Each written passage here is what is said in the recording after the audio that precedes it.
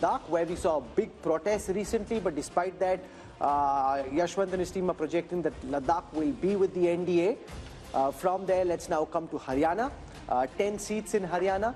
The NDA alliance, the NDA, which is BJP and JJP in Haryana, now expected to come down from 10 to 8, a loss of 2. The Congress, which lost even Rohtak last time, expected to go up from 0 to 2, up 2. Now, what makes you think that that is going to happen, given the fact that there is a 12% vote share gap? 50 plays 38 in Haryana. Haryana don't count the vote share gaps as such, because you remember that Haryana assembly election, out of the fact that BJP was having almost 10% gap lead over the BJP, I kind of predicted that BJP will sweep, but it became a hung. Where on earth did you find that a party with a lead of 10% votes and still ended up in a hung assembly in Haryana? So there are two different kinds of Haryanas. Let's be very upfront about it.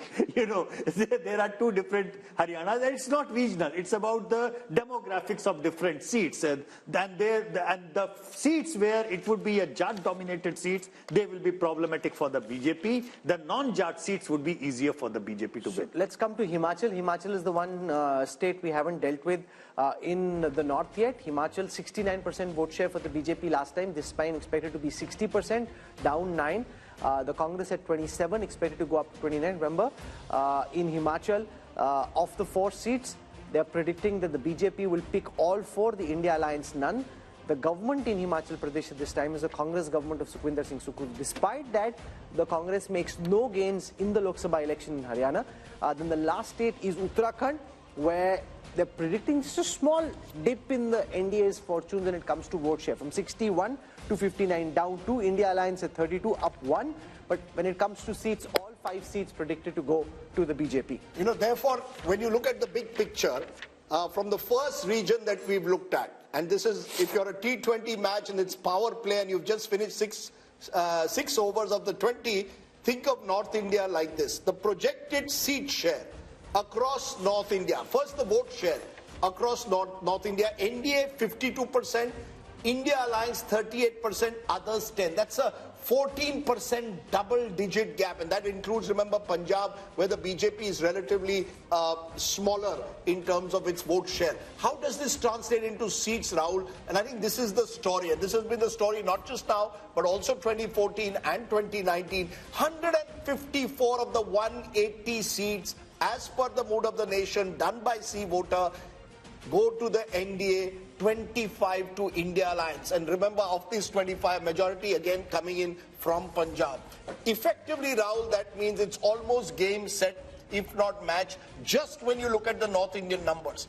I mean, it is almost impossible then for any side to match up when you lose so big in such a large part of the country. And it's been the northwest monsoon that has really won the BJP 2014 and 19. We haven't come to the west yet. You've seen the northern torrential downpour in favor of the BJP. We'll show you what's happening in the east and what's cooking around the Bay of Bengal in the east, and what's happening in the west along the Arabian Sea. So all that coming up in the second hour of programming. We've dealt with the north, where if this was, Rajdeep said, a T20 match, you know, this is one-way traffic in this T20 match. You got one team which is blazing away. 6 overs, 100 runs. Huh? 6 overs, 100 runs. 14 runs and over, or 15 runs and over. Which, you know, really makes it almost impossible to come back. And the thought that's coming to my mind, you know, there you see my election intelligence dashboard working.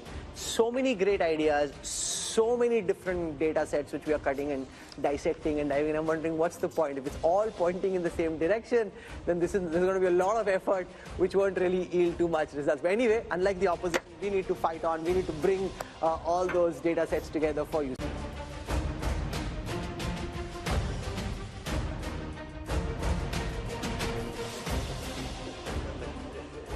Welcome back to the mood of the nation. India Today's biannual survey with C-Voter, which is telling you just ahead of the general elections what will happen in state by state to give you the big picture. Who's winning the battle for 2024? We spent the first hour dealing with the North Indian states. We'll now switch to the south. And remember, Rajdeep, there's been this big north versus south effort that the opposition is making to try and build a narrative around how North Indian states are different from South Indian states. Do South Indian states truly feel and vote differently? We'll find out in this hour. Remember, we've given you the North India numbers in the first half. 154 of the 180 seats going to the BJP-led NDA. India Alliance just 25, others 1. So there's a North typhoon.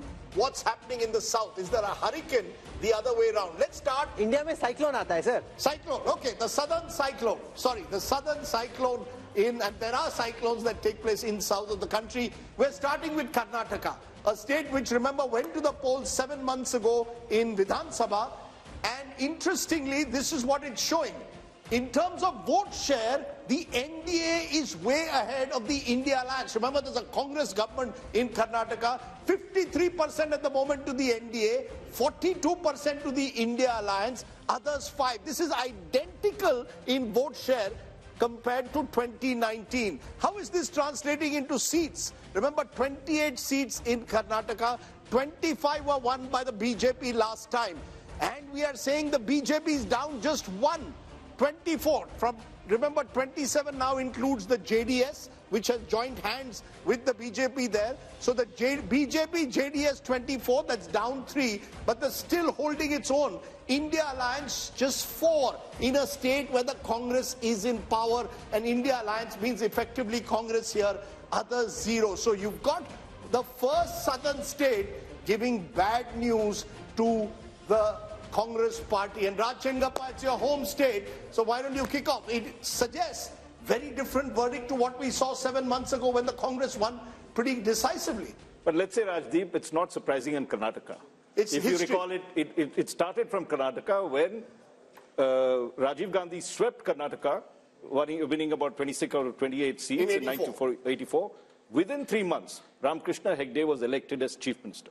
We're going to see the reverse polarization happening in this case, where for Karnataka, they felt that the Congress was good, it was needed because the BJP government was not effective, and therefore the voters likely to tilt towards giving Modi the mandate, because he did campaign extensively there. He did push, if you remember the final phase, a certain percentage up over there. So Karnataka, and the other thing BJP has smartly done is tied up with the JDS. So the Vokliga vote, which would have made a decisive difference in Old Mysore and others, is getting split across these two. And secondly, if you look the way they have mended fences with the Lingayats, bringing Vijayendra, who's the son of Yadurappa, into the picture, the BJP has tried to cover its flanks. But let us see. I mean, Shiv Kumar is a wily contender. And you might see a little more seats going this way towards the Congress, So, Yashwant, given the fact that Siddaramaiah and Shiv Kumar were in Delhi, and now you've got DMK ministers, you've got Pinarayi Vijayan trying to hit out at the center for not giving enough finances to the South, could that potentially become an issue? Because I was seeing in the South, there was a lot of traction, at least on social media, around this issue. As of now, it's just in its infancy. Could it build into a bigger headache for the BJP in the weeks to come? Possible, because you see, without the JDS, BJP was in deep trouble. And they were pragmatic enough to take that much of arithmetic along. 6 months back, the same MOTM was showing BJP was in disarray because 10% approximately JDS votes of Vokaligas going along that. Now, that's largely in Old Mysore. Largely in Old Mysore. But the thing is that it's not just like, it might be decisive in Old Mysore, but there are pockets in across Karnataka, particularly in North Karnataka, where even 5 to 6% of Vokaliga votes shifting the BJP way will do the magic. However, the point which you are making, it's a North versus South divide, and the campaign that we are now watching in social media, that is an uncharted territory. Because I don't think any election whatsoever in the last 75 years, that play has been there. Barring the Tamil Nadu politics, outside that, the North-South divide was never played like that.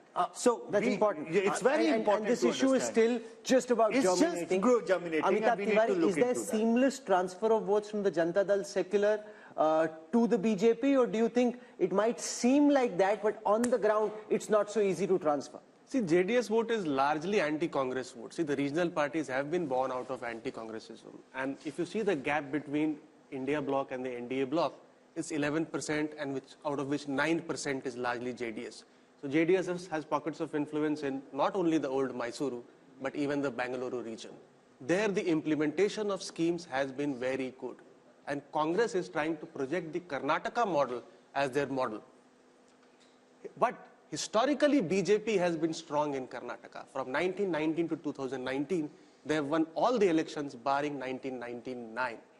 And surprisingly, BJP today, even in 2019, is the single largest party in South of India. Because South of India, there are regional parties who dominate and not the Congress party. Sure, and that's also primarily because they won 25 seats in Karnataka last time. So Rahul Verma, let's come back to our debate that we had when we discussed Delhi. That the same voter who 7 months ago voted for Congress, possibly Siddaramaiah as CM, apparently 7 months later wants Modi as PM. As Raj Chengappa said, it's not unusual, but it seems to me the one state where it's pronounced in the south is in Karnataka. See, Modi is one of the biggest vote aggregator of our time. There's no doubt about it. And he pulls BJP's vote. He's more popular than the party itself. If BJP gets around 37% vote, Modi's popularity rating would be around 45-50%. So that means PM pulls the party. What I was trying to differ with, that the segment which changes vote into election is smaller than the claim that we try to make. Right. And think of it, like Yashwant pointed this out, 6 months back, after the, so Karnataka elections happened in March and the last MOTN had happened around August. BJP was not doing that well. See, what BJP is doing in every state where they were having trouble is making efforts, right? In Karnataka, they tried to get JDS. They made a pact with Lingayat. On the other hand, and again, in Karnataka, what Amitabh had said in the beginning, the challenger is Congress. Congress seems not to be doing enough efforts in places where it's strong and credible. No, but also imagine Sanjay Kumar, despite being the mighty force that they are at the moment, the BJP is willing to tactically cede ground everywhere. Yeah.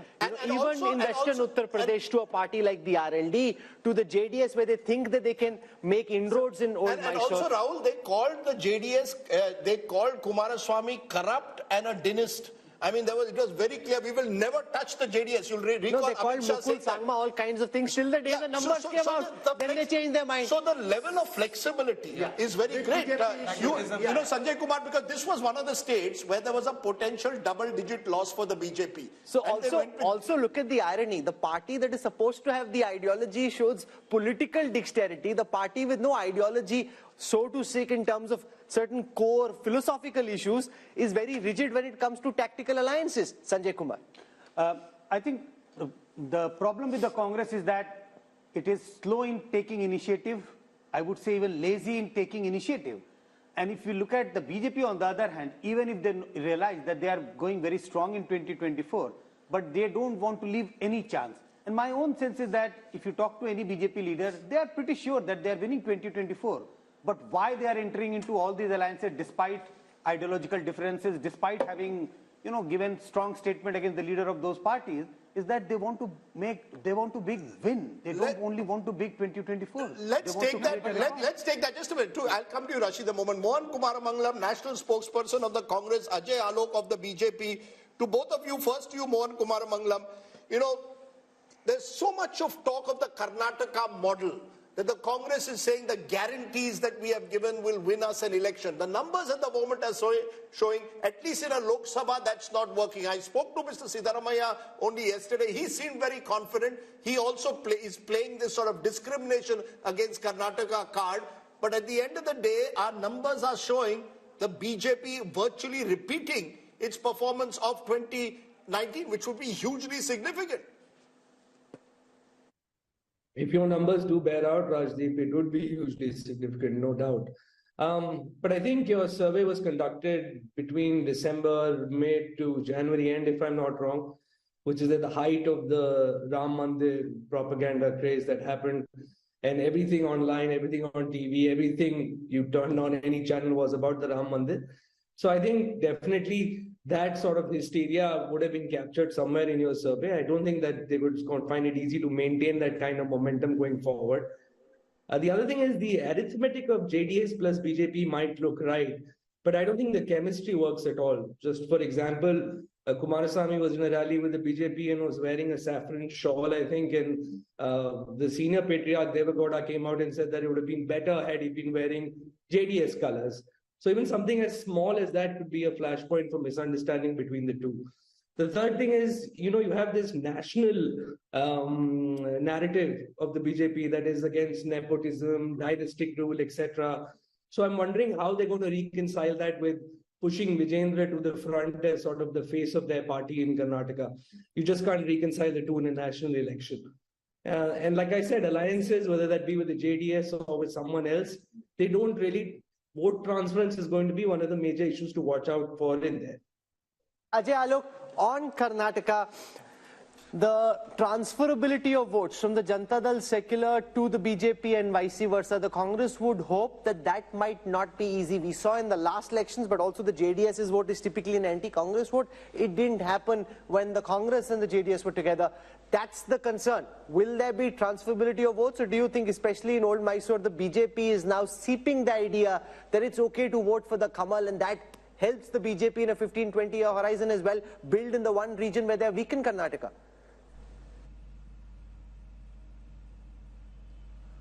See, one thing they are conveniently forgetting, that Congress snatched almost 6 to 7% of JDS votes in the last Vidhan Sabha election, but they were not able to snatch our votes. Our votes percentage was quite the same, 36.2, what we got and what we got in the last assembly election. And JDS vote bank significantly reduced from 19-20% to 13%, and this was majority or majority vote completely. It was minority vote which shifted to the Congress. Now there is a feeling of angst and there is a feeling of appeasement everywhere in Karnataka, and how the Karnataka government is performing since they have formed the government. So there is a natural chemistry and a bonhomie between JDS and the BJP, and BJP and JDS combined together, we are crossing 50% mark very easily. Sir, with due regard, and with the dynamism and with the momentum of the election going on. Sir, with due regard, when you say natural chemistry, 7 months ago you were name calling each other. I mean, you were calling him a dynast, you were saying their family is corrupt, the Gowda family is corrupt. This was, all your top leaders were going to Karnataka and saying this. So, is it that you've decided, chunav ke liye kuch bhi, forget the past, we have to win 2024? See, chunav ke liye kuch bhi nahi. We are a political party and we have to look at the situation at the ground. And of course, when we are not with JDS, why we shouldn't highlight their problem and what their corruption issue was. The Congress will also do the same. Now, since they are with us, we have to look at the ground reality of what kind of appeasement politics is being followed in Karnataka. And that are they now not corrupt? My direct question to you is, JDS not corrupt now? Is JDS now no longer dynastical?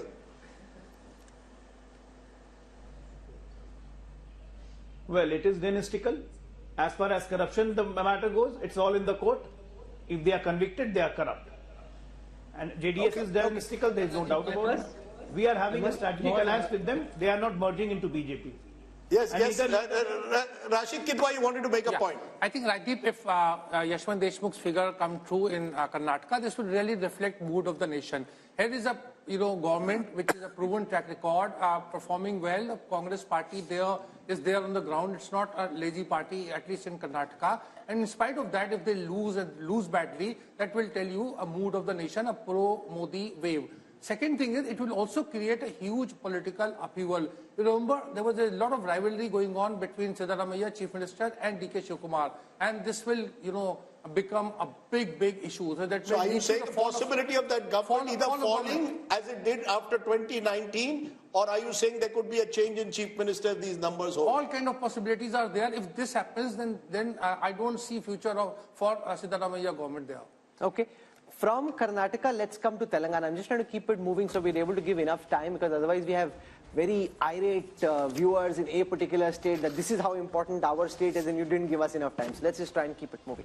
Let's come to Telangana. We look at the vote share numbers for Telangana first and then the seat share numbers. So in Telangana, the BJP thinks they will be able to gain ground. They had 4 seats the last time. So when we look at the seat share for the BJP in Telangana, our poll is predicting 21%, just marginally up, 1% up from the last time.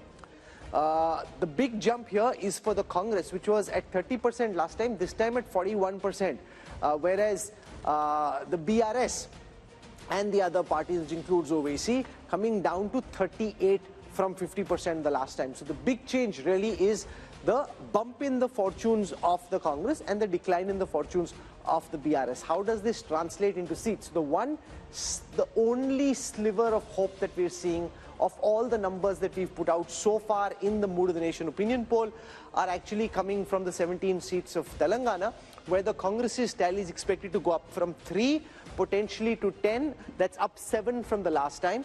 The BJP was at 4, could come down to 3. That's down 1. The BRS was at 9, could come down to 3. That's down 6. The AIMM stays where it was the last time. So Owaisi wins his seat. 3 to 10. Now, from what I know, Amit Shah and the BJP big guns will be figuring out some way कि इनको ये 10 नहीं देनी है, इनको कुछ नहीं देना है भाई. You know, Rahul, the fact is honeymoons do exist. You know, I know that we are in a world where even live-in relationships are now looked at with a question mark, but a honeymoon is still fine. In the poll, the honeymoon is on. Whether it will be on in May or not, we don't know. This is the one state where at the moment, Yashwant's poll seems to suggest that the honeymoon is on. They just won an election, 2 months ago? And therefore, there isn't even enough time for any anti-incumbency as of now to build. That's the sense I get, Yashwant. Am I right? Because in the contrast with Karnataka here seems clear, where the Congress is still very much the new party that has just toppled a 10-year-old government. I think Congress is reaping benefit of the popularity of Revanth Reddy. I think what is happening here is that in absence of any national leadership popularity or popular national leadership, Congress has to now look around for the popularity of their local leaders, and this is one state where definitely the popularity of Revanth Reddy is. So why is it working in Telangana but not Karnataka? It's not working simply because we have got 2 popular contenders, and Rashid Bhai might be able to tell this, but I am dead sure that the Deputy Chief Minister of Karnataka would not like Congress to win in Karnataka in Lok Sabha election, because if Congress loses Karnataka in Lok Sabha election, that paves the way for him to become the Chief Minister. I think this is a bit unfair, because Mr. D.K. Shivkumar, and Rajdeep would correct me if I'm wrong, played a very big role even in Telangana, the amount of efforts he made there. So so far he's a disciplined soldier of the Congress. But let's be very clear. It appears one regional party is the one completely getting squeezed out here. Chandrasekhar Rao has virtually gone dormant since that defeat. That vote, the Congress seems to have captured to a large extent if these numbers hold. And the BJP has its pockets in Telangana, but has not been able to truly spread across the state. Would that be a fair understanding, Amitabh, of these numbers? Yeah, I see. In a largely bipolar national election, the regional parties tend to get squeezed out, and Telangana is one of the states. But it reveals a very fascinating insight: is that Congress, wherever is it gaining, it is gaining at the expense of regional parties, and that is the basic problem in that India alliance. It is gaining at the expense of BRS and not BJP. So how can it lead an alliance of regional parties where the regional parties have been formed out of anti-Congressism?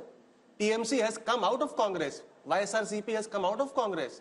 SP has largely done anti-Congress politics. But it also shows there is no substitute for hard work on the ground, Rahul Verma. The fact is the Congress in Telangana genuinely made an effort in the last 1 year or 18 last 6 months. months. Yeah, I mean 6 after months. The Karnataka but to election. be fair, after Karnataka they got momentum, Rahul. But there was a sense that the Congress in Telangana was slowly, at least, they were there on the ground. They were more visible after Karnataka, no doubt about that, Rahul. But I think, would it be right to say that there is a lesson there? You work hard on the ground, you throw up a leader like Revanth Reddy who's able to connect, and maybe, just maybe, who knows where the future is? Telangana has been a Congress state. Indira Gandhi contested from Medak all those years ago. But at least in Karnataka and Telangana, you have a party on the ground. We all are taught this lesson from childhood, that you have to work hard to get something, right? Zameen par raho. So it's not just for politics that you have to work hard. Sometimes, see, Congress also, not just because of the hard work in Telangana, but also some of the mistakes that BJP as well as BRS made in Telangana, which gave that kind of edge to Congress in Telangana. And of course, Revanta is now very, very popular. BRS is not picking up from the defeat it faced last time, and that's the advantage they are getting. And BJP has still not been able to figure out what its Telangana strategy is going to be, unlike in other states. So are they going to make efforts as they did in Karnataka or Maharashtra or Bihar in Telangana or not? So that still remains to be seen. That's interesting, Raj Chenkappa, because, you know, the BJP has also been caught in Telangana between do we play OBC politics, do we project an OBC leader, what, you know, do we take strident anti-Muslim politics, will that take us forward? Somehow, for all the gains they made in Telangana 5 years ago, they've remained stagnant. One of the few states where they've not, you know, multiplied overnight. I think the BJP is still shell-shocked by what happened. And the way the Congress came in and snatched what they thought was their territory, because KCR was on the decline, and the Congress smartly moved in and got the prize. But I just want to make a larger point, which we did in passing reference. And we talked about, and Rajdeep, you talked about, I think this, is this whole thing that Siddaramaiah and Shiv Kumar came to Delhi for, and you've seen these full-page advertisements about the South being neglected, not being given the due in terms of its money that was there. I think that is a potent force as it gets along, because it's also tied up with delimitation in some senses. That somehow the South is performing very well.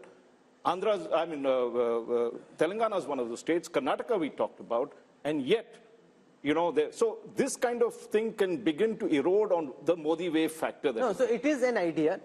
There can be no doubt about it.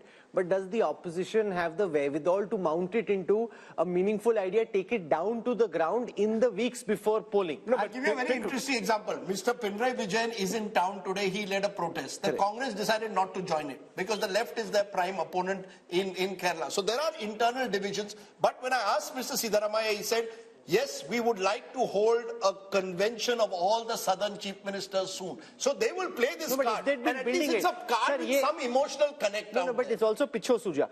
It's a real last minute kind of idea, right? To be able to take this idea, build it into something big requires some time. And the other worry is... An idea to begin with. You are only 2 months away from the election. Even if you play it well, South is only 130 or 140. No, but in those states Rahul, it may do well. Rahul, can I just make a point? If in Karnataka they've swallowed the poison chalice and had to drink from that one, it is because they know that if they lose Karnataka, the BJP, the whole Modi wave that begins to shrink, because at 25 seats, it is the one that tilts decisively in terms of if moving from, say, whatever figure that they have now, if they are 303, if it starts dropping like they had last time, they lose a lot. So that is why you will see that they are so concerned. Look at they are willing to compromise, whether it is in Bihar, as we've seen, in any of these places, despite the fact that they seem invincible, the BJP is insecure for whatever reason, and it is showing up in these places. I actually don't think it's insecurity. I actually now am convinced the BJP, as you saw with Mr. Modi talking about 370 and 400, it's like pushing your troops to try and conquer what is seemingly impossible.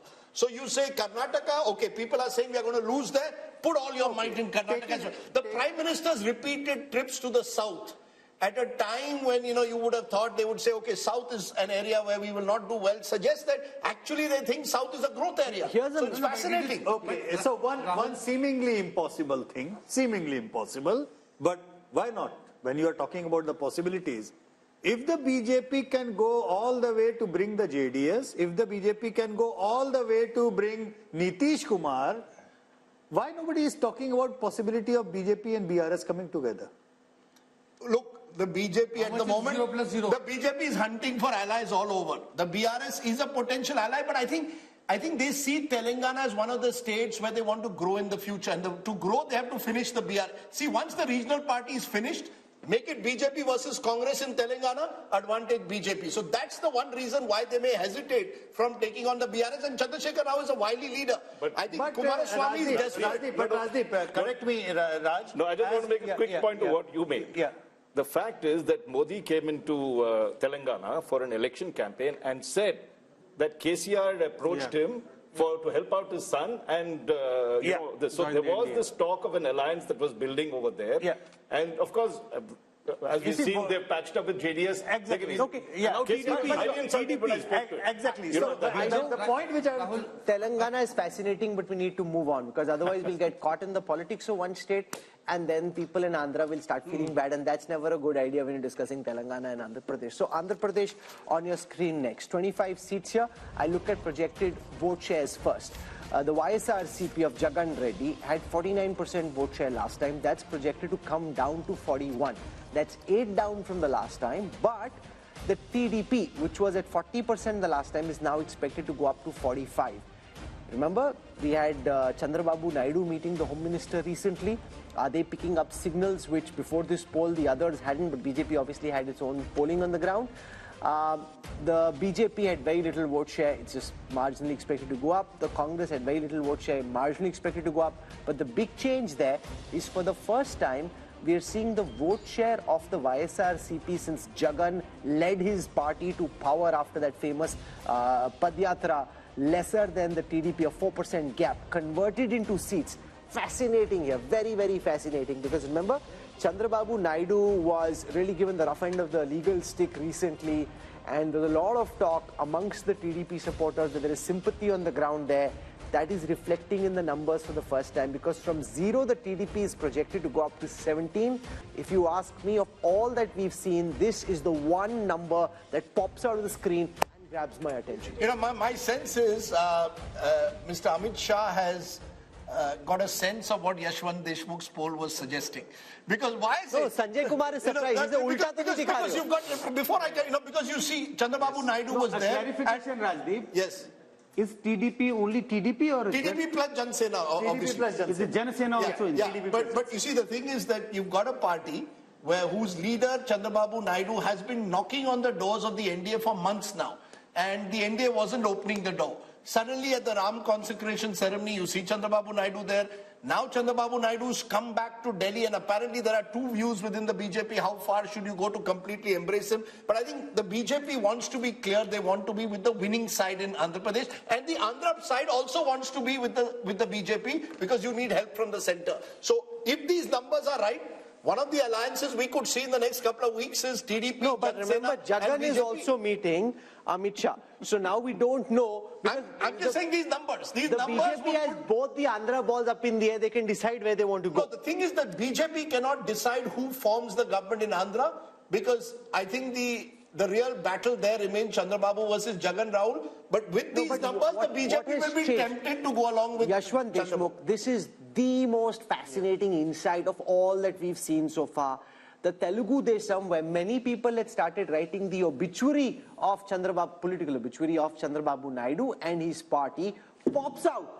Jagan Reddy, who so far is busy, and I'm sure he'll be watching this, so we should be just slightly mindful of what we say, busy projecting invincibility, is suddenly seeming on shaky ground. And how does this then impact potentially the assembly election, which will also be held at the same time? I think the problem what Jagan Mohan Reddy is facing, not that his own personal popularity has taken a hit.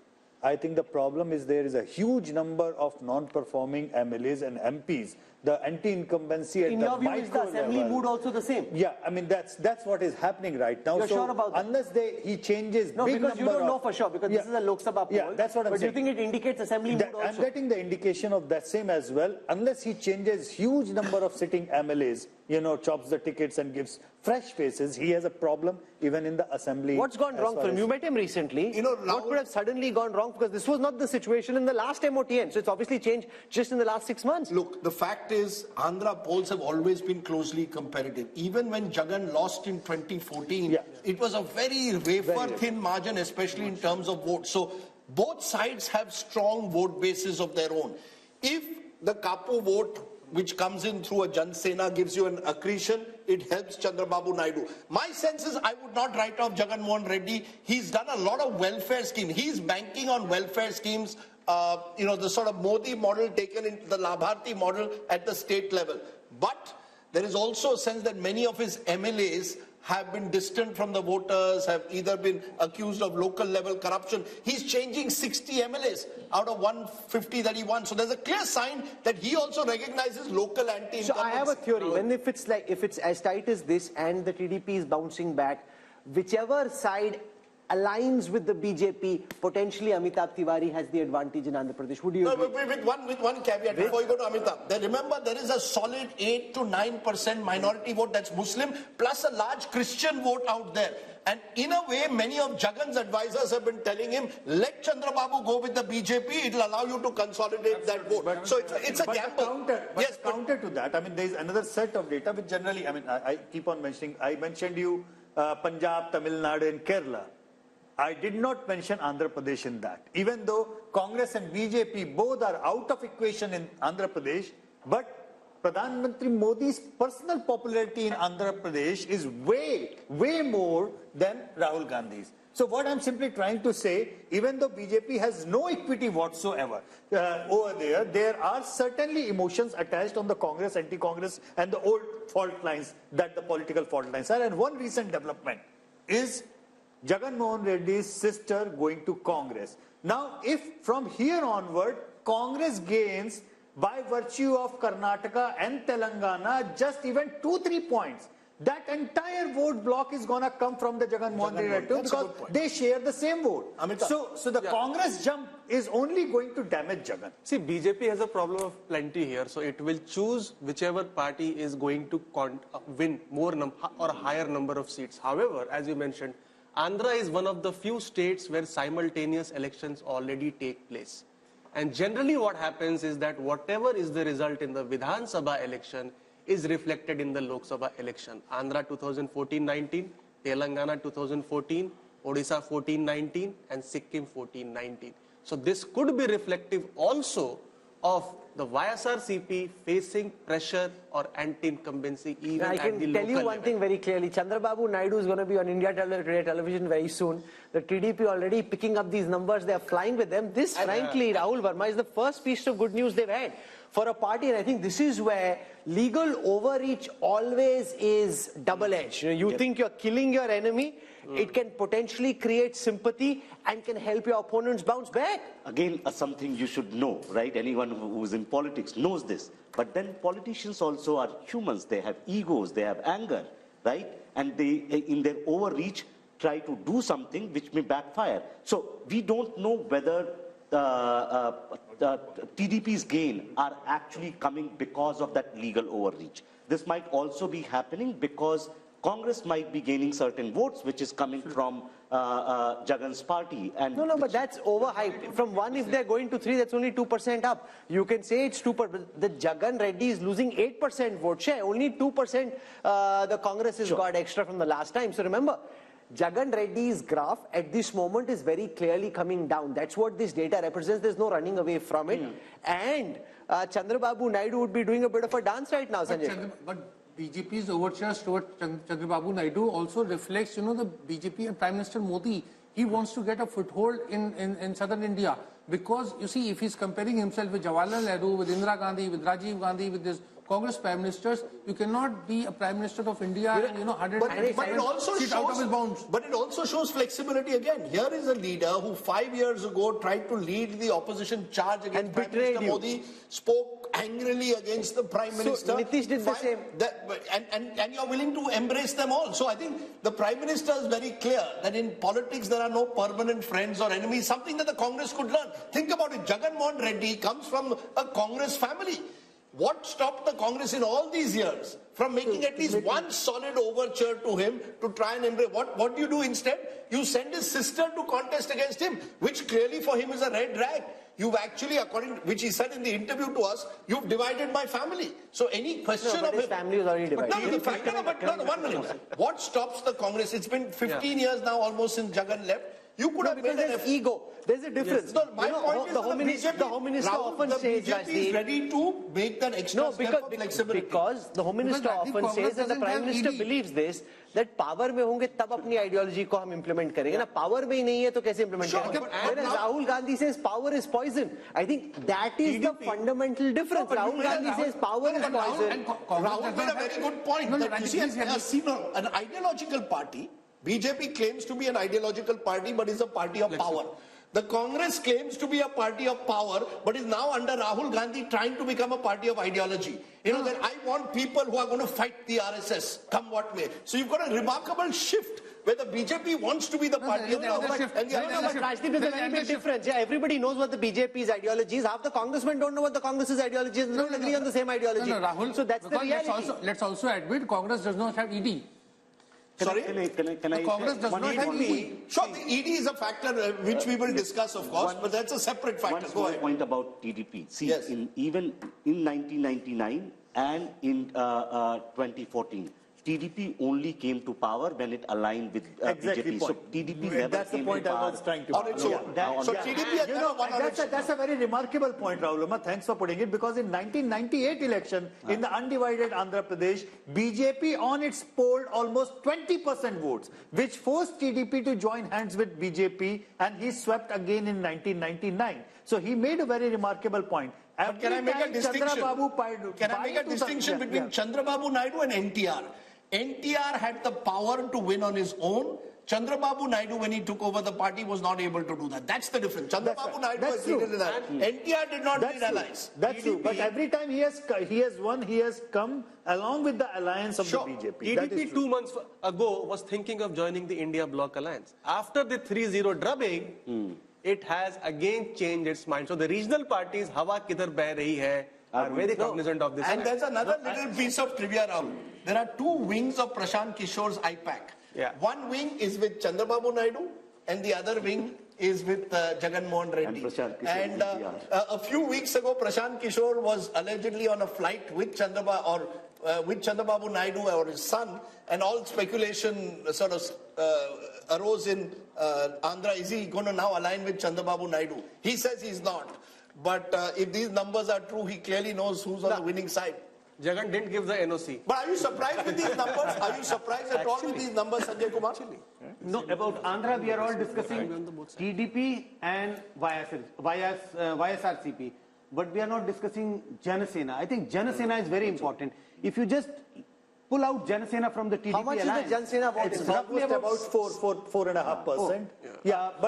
But if you pull out Jana Sena from the TDP, then Jagan Mohan Reddy is back in the game. That is so sure. And it is a situation like Bihar. Nitish Kumar at the center. There are two other players. You know, like RJD and BJP on one side. Whichever side Nitish Kumar goes, that party gets. But it's fascinating. It is a fascinating verdict. I want to go across now to Tamil Nadu. And Tamil Nadu is the one state where the UPA or the India alliance, at least at this moment on the surface, looks settled. The turbulence is on the NDA side because the AIDMK and the BJP are now separate just at this moment, and this game is changing so fast that I don't want to end up saying something which makes us look silly a few weeks down when people look back, because that's the way everything we're saying is just commentary at this moment. Things, of course, can change. So here is Tamil Nadu. I'll start with the vote share numbers first. So the NDA projected to be 15% vote share. The India Alliance from 53 to 47. This is largely the DMK and the Congress and some of their smaller allies. Now you've got the AIDMK in the others, which is now expected, the others together are expected to be 38%. Let's look at seats. Yes? AIADMK is also there. A lot many smaller groups are there who are not yet aligned. DMK. So we do not know which side will they be in. So a lot of this. AIADMK on its own is hardly about 30% at this point of time. So 8% are the others, 30% is the AIDMK. Okay, here is the conversion into seats. Now again, the second state where there is some good news for the opposition alliance, because like in Telangana, this time of course is the India alliance. They had 38 seats the last time, expected to go up to 39 this time. The BJP, while it may gain vote share, not expected to win seats in Tamil Nadu, and the AIDMK had just one seat. That too could come down to 0. So Tamil Nadu looking strong. Does the DMK stay fully with the Congress, or could there be a twist in the tail there also? I think, Rahul, I'll be very surprised given the statements that Stalin has made at the moment that he will also switch sides. There's the ED factor that our friend Rashid Kidwai mentioned. Yes, there are a number of DMK ministers under the ED scanner. But I find it difficult to believe that it will happen before the election. What happens post-elections, we don't know. If the Congress completely collapses, many of these allies of the Congress today could go in different directions. But I think there's a general sense, and the poll may well bear it out, Yashwant, that this is the one state where the Prime Minister's popularity is much less than it is nationally, even though he's made the effort repeatedly to go to Tamil Nadu, to identify himself with Tamil culture, the Singal, when the new parliament was inaugurated. So the BJP, as always, continues to see Tamil Nadu as this sort of bridge too far, which they want to one day conquer. But no, look at the effort he makes with the Kashi Tamil Sangam. Yeah, but my sense is the AIDMK's collapse over the years has only consolidated the DMK and has put the BJP in a difficult position. Do we try and occupy the opposition space, or do we tie up with the DMK? In the either ways, you know, the vote share increase is not going to result in the seat conversion.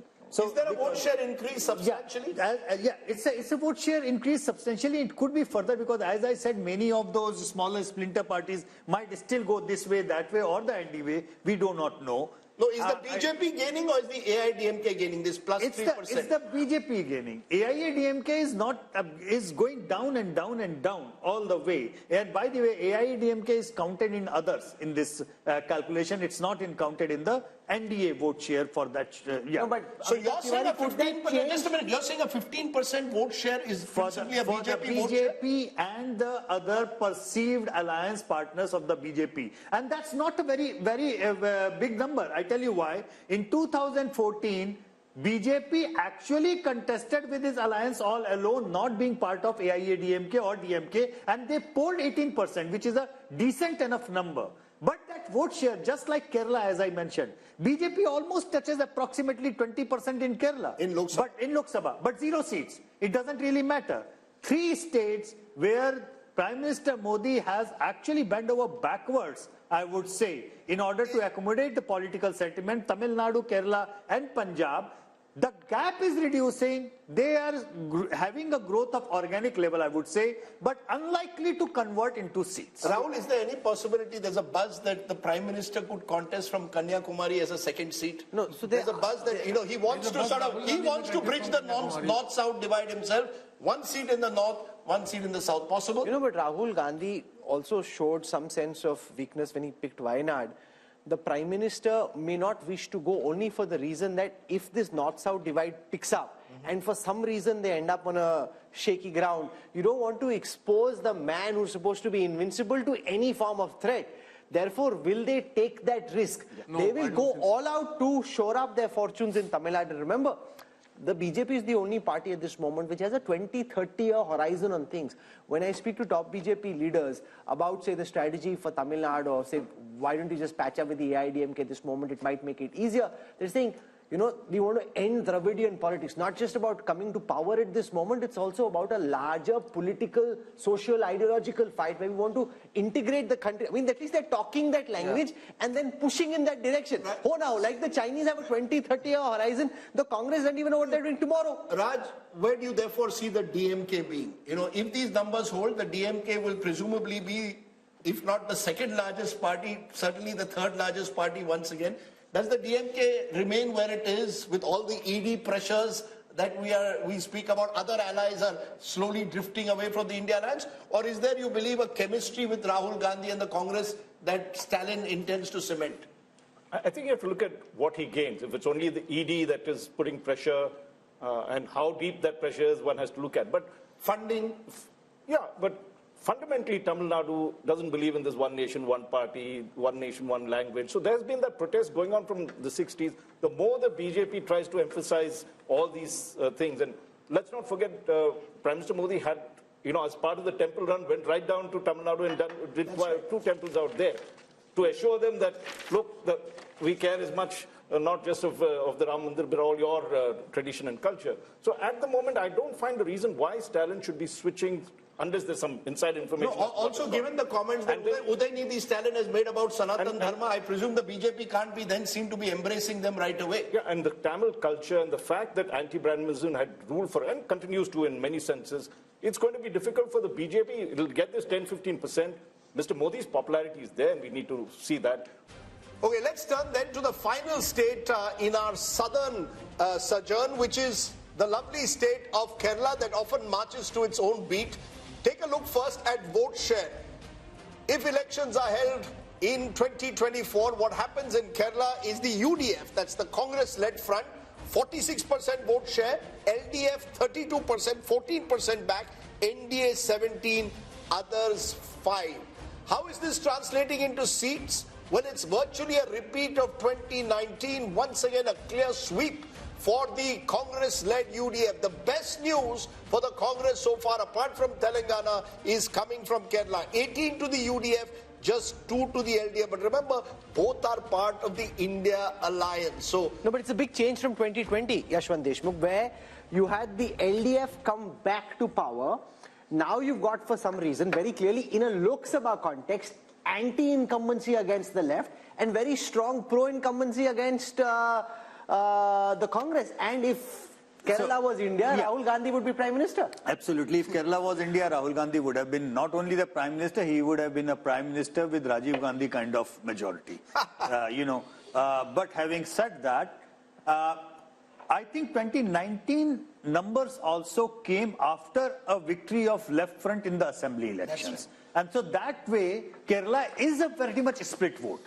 Because they are voting for assembly level separately and Lok Sabha level. No, but what explains that vote, Rajdeep? You know, it's very interesting. A few days ago, Kerala left leader told me, why does Rahul Gandhi have to contest from Wayanad? Can't he choose any other part of the country? We are his staunch allies in the India alliance and he's coming to take us on in Wayanad. So I think there again, people... He looks like a strong force in Kerala. No, so therefore, you see, the Congress is seen as a national party in Kerala. The left is seen as the regional party of Kerala. Mr. Vijayan is seen as the prominent chief, the #1 neta of Kerala. There may be anti-incumbency brewing against him also after 8 years in power. But I think the main reason is the belief that the Kerala voter sees the Congress as a national alternative to the BJP. GVL Narasimha Rao is now with us. GVL, the BJP was trying very hard on its own through the RSS to win something in Kerala. Yashwant's data suggests it's a bridge too far for this election. No, I think we are very confident of winning some seats. I will not say we'll be a big force in this election because Kerala doesn't, election to election, the swing is not more than 2% or 3%. Kerala is a state that moves very slowly. But certainly in this election, we are confident of winning. And what about Andhra Pradesh, where the Home Minister and Naddaji met both with Chandrababu Naidu, also meeting with Jagan Reddy? What's cooking there? I think these are political meetings that happen during election time. But certainly, no, I think you won't, until anything is final, I think you will not know. So you're flirting with both parties essentially? No, we have got support from both the parties as far as parliamentary strength is concerned. But as far as elections are concerned... But Naidu betrayed you. Would you take him back? I think these are decisions that party will take at the highest level. You come from the state, it's your patch. No, but these are political calls. That makes it even more difficult for him to commit because it's his own patch. Rahul and Rajdeep, you see, there are no emotional decisions here. Political decisions are always based on wisdom, political wisdom and political sagacity. Because you accused me, you made some comment against me, or you called me names in a rally, therefore I will not tie up with you. That's college level politics. Can I just take it around this table though to ask that since we spoke of college level politics and Kerala's strong student movement, how many people on this table believe that Rahul Gandhi made the right decision by choosing Wayanad, or was it escapism?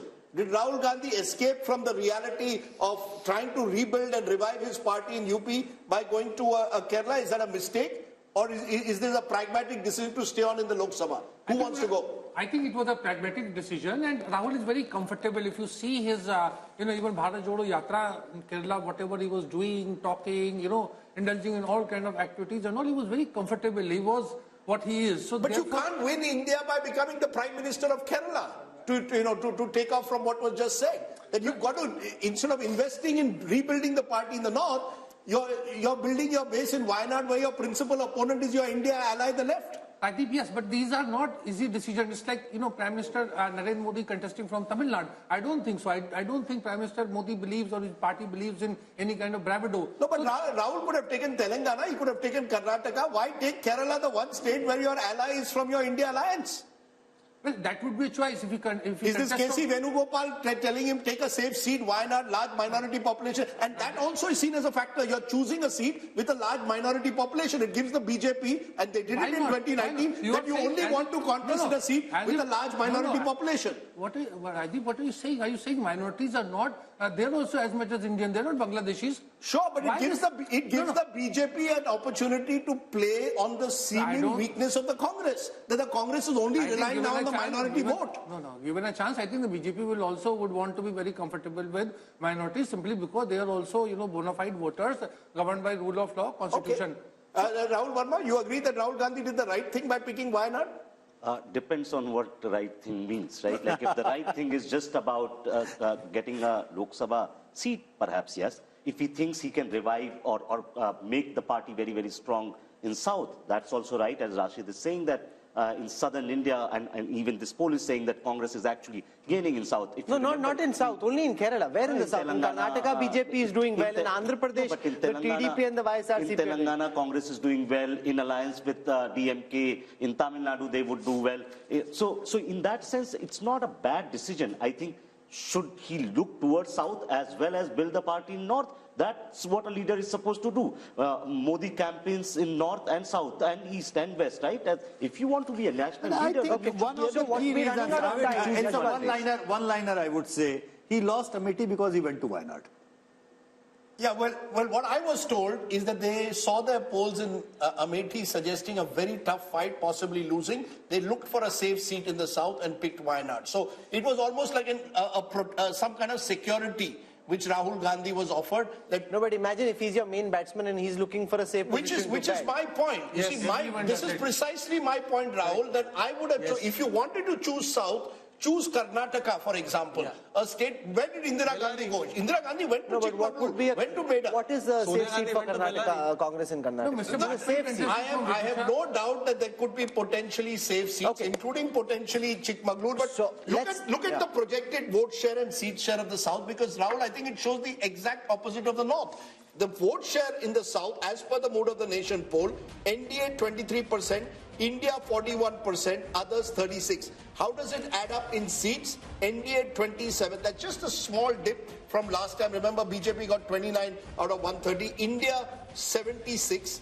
Slight up because of Telangana, others 29%. But basically, you really have two Indias politically.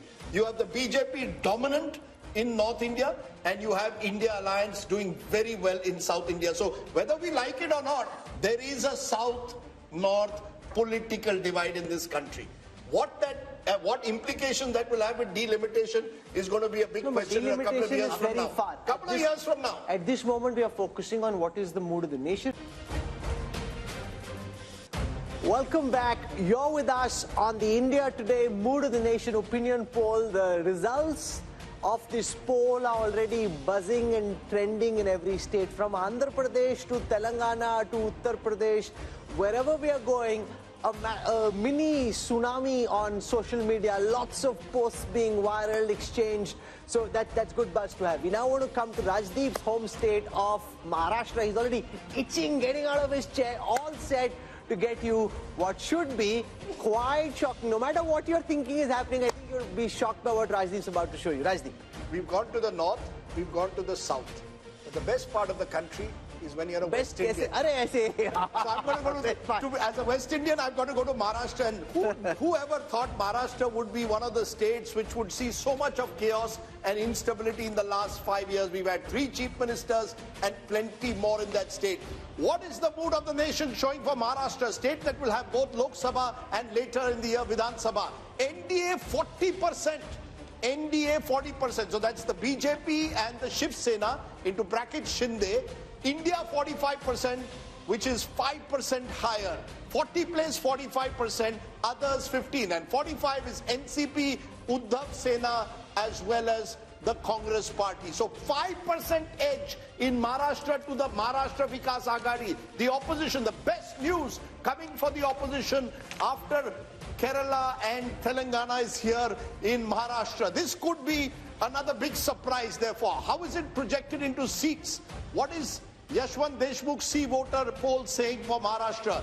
26 out of 48 for the India Alliance. 26 out of 48. A huge jump, because the NDA, which won 42 out of 48 last time, is down to 22. So if there's one state where the NDA is taking a big hit as per this poll compared to 2019, it's Maharashtra. And that perhaps explains all that's been happening in that state.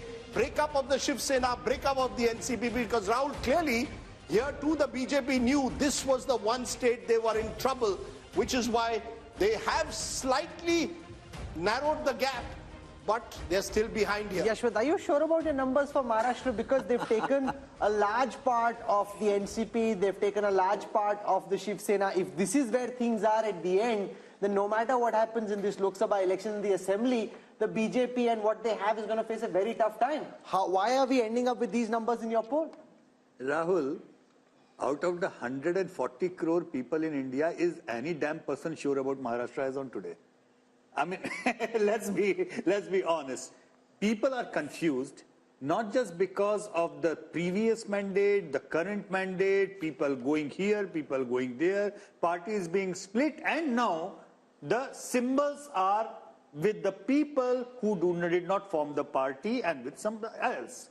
So having said that, it's a maha mess. It's a maha mess. It's not Maharashtra, it's maha mess at this point of time. And let me do a health warning as well on these numbers. Number one, on the voting intent, we have been asking for individual party and leader, Rahul. Which party or leader you are going to vote for, and then we have summed it up like, Uddhav Thackeray plus Sharad Pawar plus Congress and Shinde plus Ajit Pawar plus BJP. But what we do not know here, who is contesting from which seat and who is going to contest against that person from which seat, which party.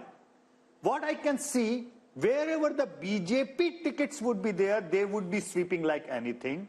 Wherever the Ajit Pawar ticket and Shinde Sena ticket would be there, I doubt they will be sweeping in the same way. So the weakest link is on the both sides. On the Maharashtra Vikas Aghadi side, the weakest link apparently is the Uddhav Thackeray Sena, followed by Sharad Pawar and followed by Congress, and then the Sharad Pawar. So we don't know out of these 3 and 3 which permutation and combination is contesting whom on which seat. Unless we are sure of that, I think this is more of an Since this is your home state, Rajdeep, here's the concern that I have, just purely academically, right? Which is that will votes get transferred? In a poll, it's very difficult to capture that. But once you know, okay, it's GVL versus Rashid, then the equations change, exactly right? the point. Yeah. So right now, you don't know that. You're building this scenario on the basis of what respondents are telling you, but the respondent also doesn't know who's against I will quickly tell you two contradictions, Rajdeep, before you say. I cannot see Uddhav Thackeray voter voting for a Congress or the NCP candidate. Similarly, I cannot see a BJP core voter voting for Ajit Pawar candidate. So there are contradictions on both sides. I'll give you 2 quick points before you come. One, the fact is that this is an interesting state this year because you've got Lok Sabha followed by Vidhan Sabha 4 months later. And speaking to a number of Maharashtra politicians, they believe the stakes for themselves are much higher in the Vidhan Sabha. So you'll find a number of the Vidhan Sabhas which will be very competitive, seat by seat, and a lot of what Yashwant says will play out there. In the Lok Sabha, Rahul, even though the BJP appears prima facie down compared to 2019, I think, and Yashwant is right, the BJP will do well in its pockets of influence. They have strong pockets, especially in urban Maharashtra. The problem for the BJP is there is a general sense that you have struck opportunistic alliances and you have broken two parties which you were dead against. But GVL, when I was speaking to top BJP leaders, their numbers were 40 plus. They think it's 40 plus. But a 5% lead for the India alliance, after all the todphod you've done, if this is where it is 22 versus 26, then it's obviously not the way you're calculating. No, I certainly don't see the numbers the way the poll is predicted, Yashwant's poll. Primarily because this is an election that Prime Minister Modi will be driving. People are voting for PM Modi. They are not voting for individual constituents. This is an election where you will see a massive swing. So anybody voting, anybody contesting, the premise of the poll, the premise which is also the reality of Maharashtra politics, which gets reflected in this poll, is that BJP at this moment is not a pan-Maharashtra party. Modi might be a pan-Maharashtra phenomenon. BJP per se is not a pan-Maharashtra political party. Even in states, Haryana, was Haryana a BJP state until 2014? Okay. Did BJP ever win a couple of seats in Haryana? No. But once Modi is on the scene, Prime Minister Modi ji, he is one who will drive the entire vote. It's happening Please give me the popularity ratings, because that will give you an indication. Can I just explain if you have those numbers? No, look, last time the BJP contested 25 seats, the Shiv Sena 23. and the BJP and Shiv Sena did extremely well, winning 42. Now what's going to happen is the BJP is going to put pressure on both the Shinde Sena and the NCP Ajit Pawar group to contest less. And the BJP will look to contest at least 30 and divide it.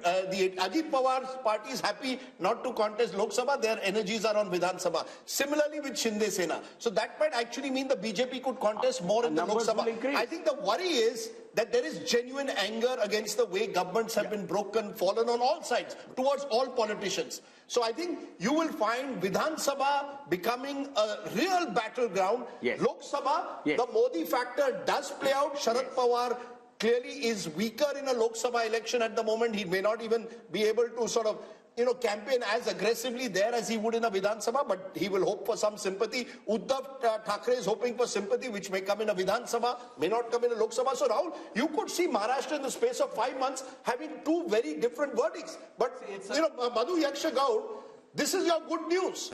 If there is one state where you need to perhaps invest more attention in the next few months is Maharashtra. And the feeling is typically the Congress is not seizing the opportunity. You're missing the opportunity to miss an opportunity. Many of your leaders are leaving, joining Ajit Pawar's faction. Milind Deora left to join Shinde Sena. Today, Baba Siddiqui, your MLA, former MLA from Mumbai, has left, is likely to join Ajit Pawar. So you're not holding on. You're the Kamzor Kadi. Hopefully, your predictions may hold on to the leaders we're planning to leave, Rajdeep. But having said that, this has been expecting in Maharashtra, Rajdeep. I think various projections and studies we've done. And we've been very hopeful on Maharashtra because of this third pod, what Rahul says. It's not helping with the people's mood. Secondly, I give this credit to Prakash Ambedkar also joining INDA group can help also the Maharashtra Vikas Agdi to win more seats. Rahul, how do you explain these numbers? The fact that you've got what seems on paper a strong alliance now with Ajit Pawar there, Shinde there, the other parties seem weakened, but they still have a 5% lead in this poll. So, with lots of caveats, because no one knows what's going to happen in Maharashtra, but if our thesis is right that people in Maharashtra are unhappy with the way parties have broken alliances, then the expectation would be that the turnout is going to get depressed, which means it depends who has the more cadre on the ground. So it doesn't matter where Ajit Pawar has gone or Uddhav Thackeray has gone. Who has which of these groups actually got the cadre on the ground? In a depressed turnout scenario, cadres on the ground will make sure that your core voters turn out and that group will have advantage. Your sense, Amitabh?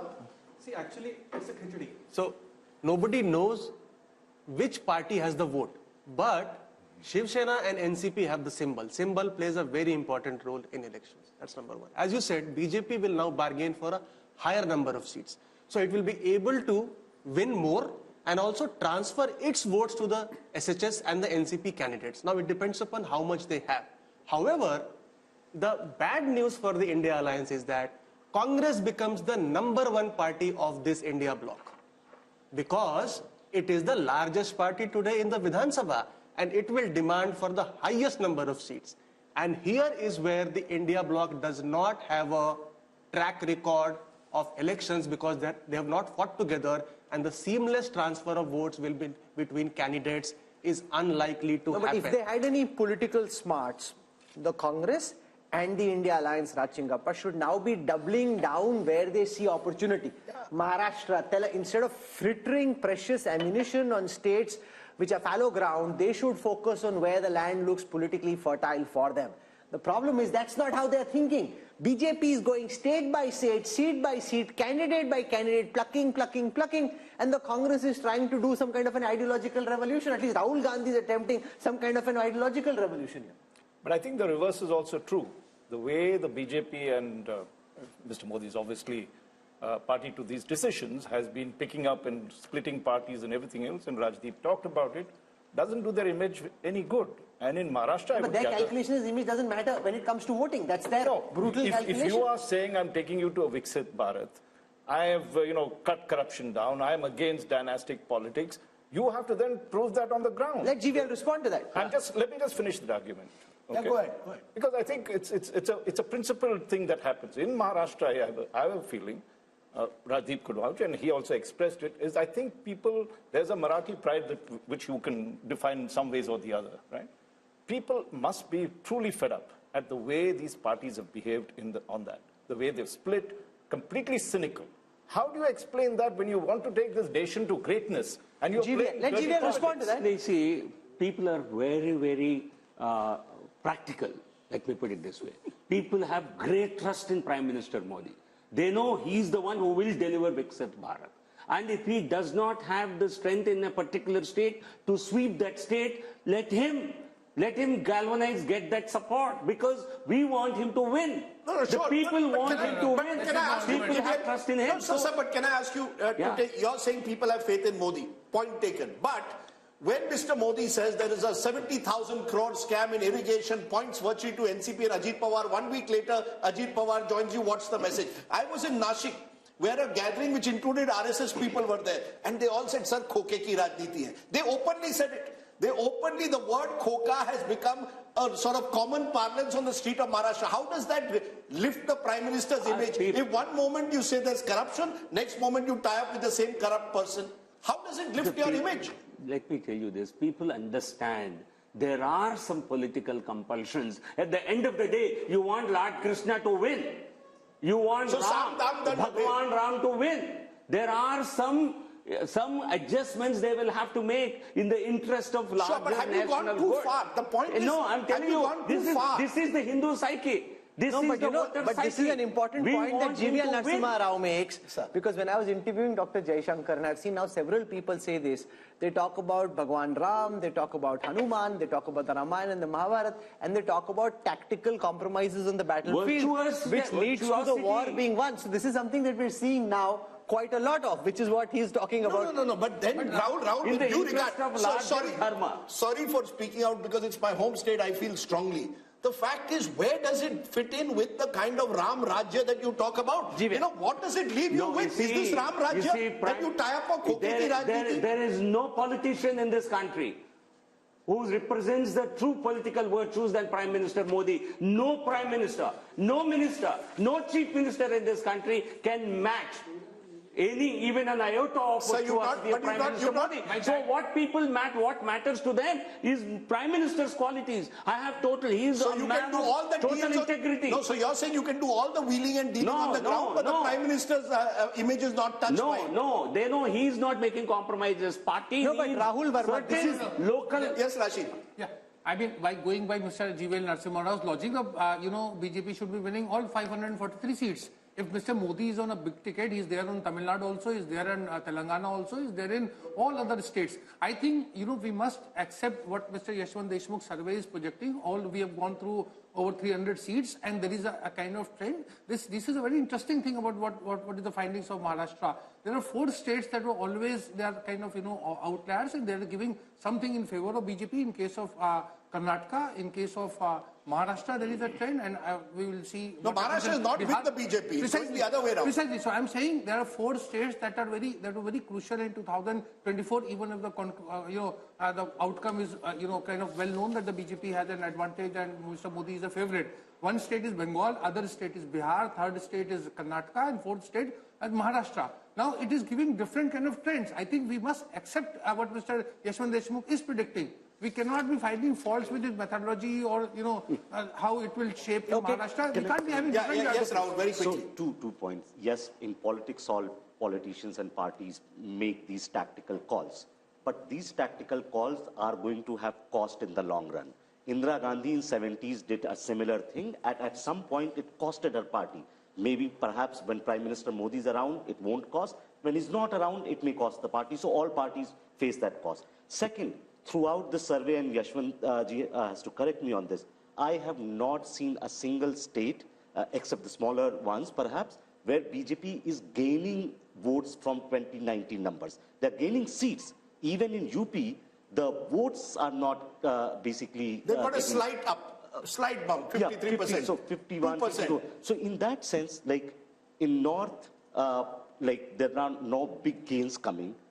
In terms of vote share, and even in South and West. So I think where perhaps Mr. Narasimha Rao can explain us that why, despite everything in these 5 years, BJP is not being able to You know, and the interesting point about Maharashtra. No, but Rahul, I'm a little shocked by his argument. Listen, remember also that you are dealing with 10 years of being in government. Sure. Look at Biden after 4 years. Look at Macron. Look at Trudeau. Here's a man who's been in power for 10 years. If he can retain his historic numbers, that by itself is a superlative performance.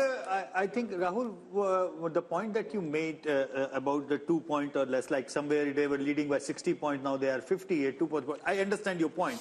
But what I learned from the experiment and result of Madhya Pradesh is that eventually it will be relative turnout, which will be playing 3-4% of jump just out of nowhere for the BJP, just by virtue of their supporters being more excited about going to the polls and Congress not being in a position as organizationally and resource-wise to pull their supporters. What happened in Madhya Pradesh? But you know, I just want to make a small point which I think is important. Between 2014 and 2019, Rahul, Mr. Modi's popularity was so high that he was even able to pull his party in state elections where they were otherwise not the #1 party. BJP was not the #1 party of Maharashtra. It's after 2014, Mr. Modi pulls it up. 10-12%, they even do very well in state assemblies. After 2019, looks what starts happening. But what happened in December in the assembly elections? Sir, just a minute. December, we can come back to December, but 2019 to 2024, 1 minute. Rajdeep. The BJP in Himachal Pradesh, in Haryana, in Jharkhand, even in Bihar, in state after state, Mr. Modi alone cannot pull up the state unit. Mr. Modi is still very popular in Maharashtra, but Maharashtra's own leaders, BJP own leaders, are not happy with the kind of compromises they've made to stay in power. Some stage, it may cost them in a Vidhan Sabha. I agree with you, Lok Sabha, it won't cost them because that becomes Modi versus who. But what happens in your state units? Therefore, Rahul Verma makes an important point. Will the BJP go the way the Congress did? After 10-20 years, because it makes these compromises. You can wish that if you like. No, he said, he asked a question. But you see, politics, what happens today doesn't influence voting patterns 20 years down the line. I think that makes no sense at all to me. Now, coming back to your question, Modi ji, he was able to pull several assembly elections initially, but you are saying subsequently he did not do so. Because, you see, once you have pulled an assembly election, the local performance and local leadership has to hold there. People will hold every government accountable. You accept that? Why not? Okay. I think. So I want to press the pedal and go to Gujarat and Goa, and then we have to go to the east, and then we have the big national picture. So Gujarat comes up on your state next. I want to spend very little time here because it's one-way traffic as one-way traffic can be. I mean, it's like whoosh. There's no comparison. 62% vote share projected in favor of the Bharatiya Janata Party in Gujarat. I mean, 6 out of 10 people just want. That's the highest so far in the country. 6 out of 10. And we're not even dealing with the smaller states like a Himachal or an Uttarakhand. In a big state like Gujarat, 62%. The Congress had 32% vote share. That's come down even further to 26, down 6 from the last time. Let's now come to seat shares. If you got 62% vote share in a largely bipolar contest, I mean, you don't need to be Yashwant Deshmukh to do the calculation. You can do it yourself. It's 26/26 for the BJP in. They want their man back. They want their boy back. They're like, look at how hard he's working. A Gujarati fixing this country. We want him. If I was a Rajya Sabha BJP MP who's told to contest Lok Sabha, I'll say, "मुझे गुजरात की seat दे दो." कोई भी दे दो. कोई भी seat Gujarat की दे दो, वडोदरा दे दो, गांधीनगर दे दो. GVL also is ready to contest from Gandhinagar. You see, that's the one state where every politician will feel a relative sense of security. I think Gujarat is there is little difference from contesting a Rajya Sabha and a Lok Sabha. Is that what you're saying? No. I'm saying that a Lok Sabha...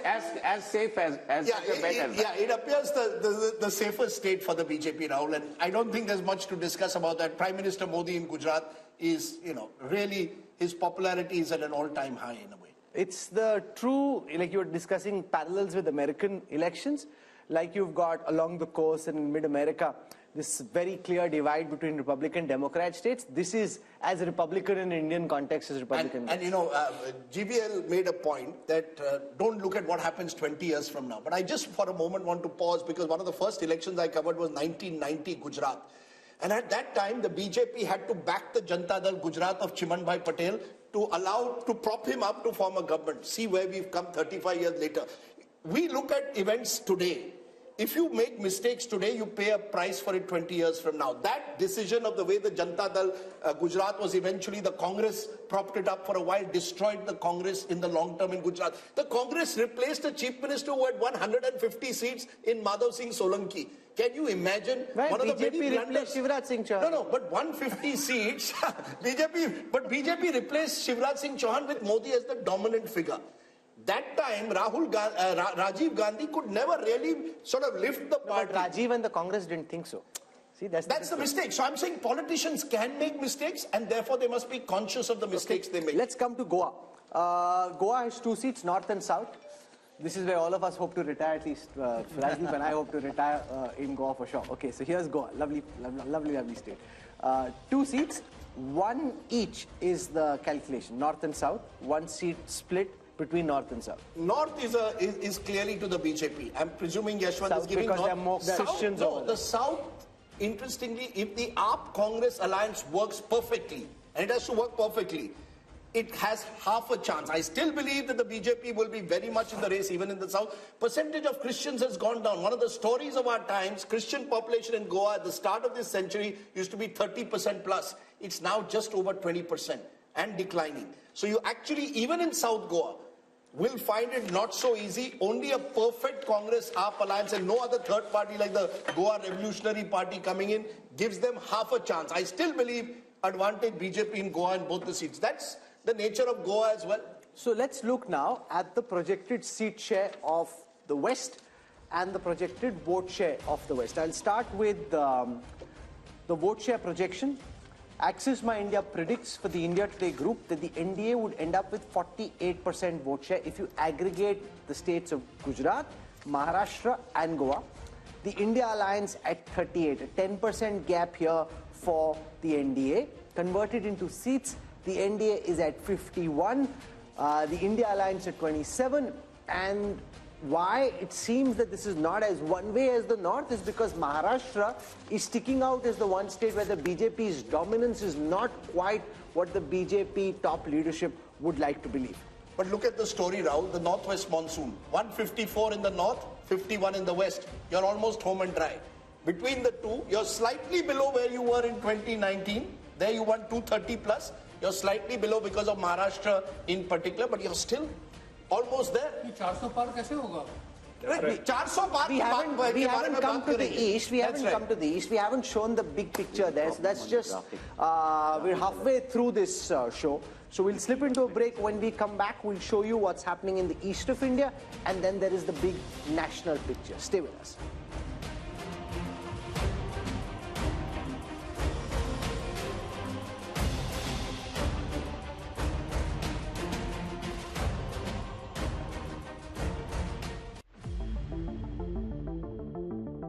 Hello and welcome, I'm Sahil Joshi. Now I'm at the Mumbai seafront. You can see here the Mahim Fort and also the Bandra Worli ceiling, the most iconic locations in Mumbai. Because the people have reposed confidence in Bharatiya Janata Party and NDA.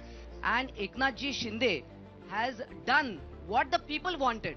People wanted Shiv Sena and BJP together as we have been together for 25 years. It is only the MLAs who have defected. It is not the people who have defected. How is Ajit Pawar like-minded party with the BJP? We see it worked in line with the expectation of the people, and that's why we are confident of our victory. If you are so confident about 370 votes and 400 for NDA, why do you want all other alliances with you? Why do you want all small parties with you? वो washing machine से धुल गए, ये कमल detergent में सब धुल जाते हैं. We are shifting our focus to Gujarat. Confidence in the people's mandate is very, very certain. The youngsters have come in and they have taken the major positions in Gujarat. I feel things will be very different. In Gujarat, if you ask any Congress leader, but they're all demotivated in Gujarat purely because they know they are going to lose. Election of 2024 will be an election of Modi versus Mudda. Our phones are buzzing, multiple politicians, their well-wisher supporters across states calling, wanting to know something on the site. There's no sideshow happening. If you want to know what the numbers are, stay tuned to our coverage on India Today as we take you through state by state, region by region, and then finally the national big picture. We want to come to the fascinating state of Bihar, where Nitish Kumar's U-turn has made things very topsy-turvy and very exciting, which is also why the Mood of the Nation poll had to do extra polling to be able to capture what's happening in Bihar. On your screen right now are the vote share numbers for Bihar first. 53% is what they had in the last Lok Sabha elections. They're projected to be at 52, but there is, on the surface, it seems not much has changed, but so much has changed internally because the JDU, which was earlier with the India alliance, has now jumped over, which is what kind of keeps the BJP-led India alliance where it was. The India alliance was at 31%. That's expected to go up to 38%. Let's see how this converts into seats. For the first time now, on your screen, the Bihar projections on the 40 seats of Bihar. Yashwant Deshmukh and his team at C-Voter are predicting that the NDA could end up at 32. Remember, apart from Kishanganj, they had 39 out of 40 seats the last time. They expected to come down 7 this time round. The India alliance, which had only 1, expected to go up to 8. So just imagine, Rajdeep, if Janata Dal United was actually here, BJP was staring at bigger losses in the orange column, and the India alliance was looking at bigger gains, which is what explains that somersault. You know, the fascinating aspect is that when you went to Uttar Pradesh, the BJP is holding its own. The moment you've gone into neighboring Bihar, even though the BJP has now struck an alliance with Nitish Kumar, gone back to its own party, it's down compared to 2019. In fact, if you look at the BJP overall, except for Uttar Pradesh, none of the major states are seeing a major jump for the BJP. In Bihar, so that's what makes Bihar very interesting. No, but because this happened so close to your poll, does your polling account for the full impact of Nitish coming back to the BJP? Not really. I mean, because we had to do a snap poll and see what kind of impact it was.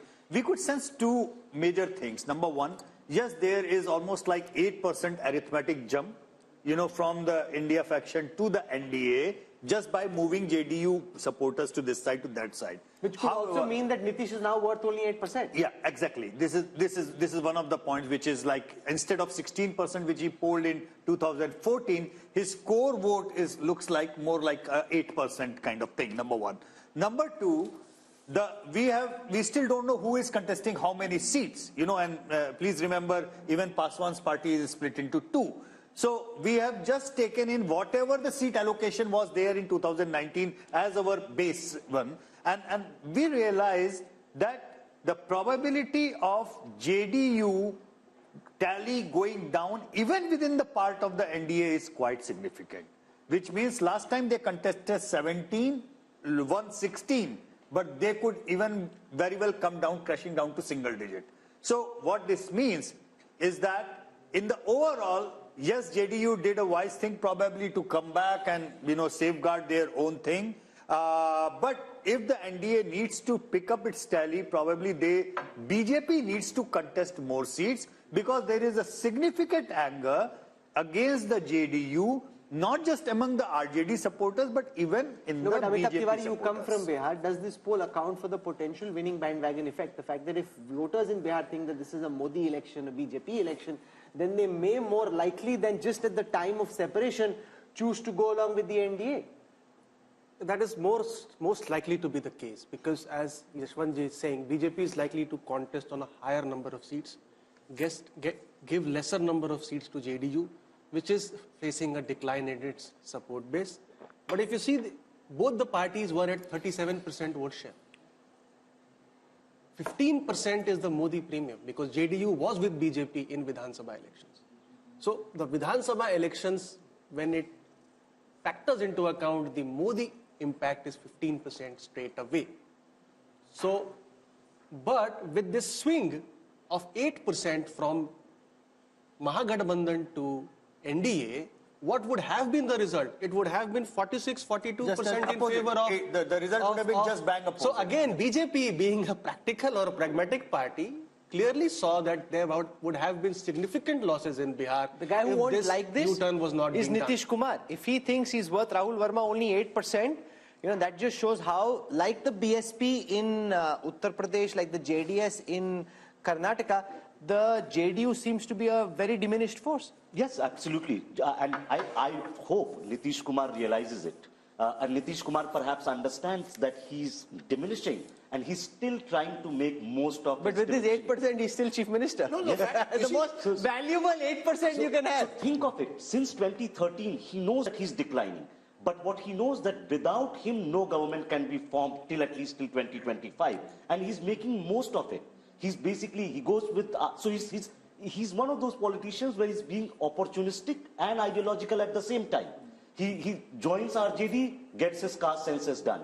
Comes to BJP, does certain other things. So he's trying to make most of it in a very, very small way. But you know, look at, maybe the BJP looked at Yashwant's last Mood of the Nation poll. Yeah. And there were 3 states where the BJP was in clear trouble. There was Bihar, there was Karnataka, and there was Maharashtra. Yeah. What did they do in Maharashtra? They broke the 2 major parties, Shiv Sena earlier, then the NCP. In Karnataka, you went and tied up with JDS, brought back Yediyurappa into the fold through his son. And in Bihar, you got Nitish Kumar back into the fold. I saw this photograph in the morning papers today, Prime Minister shaking hands with Nitish Kumar. And I just wonder, you know, what makes politicians tick? Here are 2 people who've attacked each other personally at various stages. Nitish Kumar refusing more than a decade ago to even share a stage with the Prime Minister. But all is fair in love and politics. And I come back to it, Rahul. The BJP has shown itself to be a party of power while claiming to be an ideological party, and the Congress has done just the reverse. No, but I don't agree. Once they're in power, they're ideological. In their logic is, they've scrapped Article 370, they've brought India the Ram Mandir. Sure. What other proof do you need of ideology? No, I'm not saying the ideology is diluted. Yeah, UCC has come about in Uttarakhand. So once their formula is you win and then you get ideological. To win, you don't worry about ideology. All I was saying is that there were states where the Congress had seen these ones, they were going to get, the BJP had seen they could be down by double digits. Bihar was one of those states. Yeah. Let's find out a way to tackle Bihar. The point, Rashid Kidwai, this is the difference. You see, I got a call just now from a UPA leader. Please show me which are the states where the BJP is growing. I said it's not about the BJP growing, but holding its own. And they've held their own by strategic politics. Does the opposition recognize that, Rashid? Yeah, or will they only blame the enforcement director?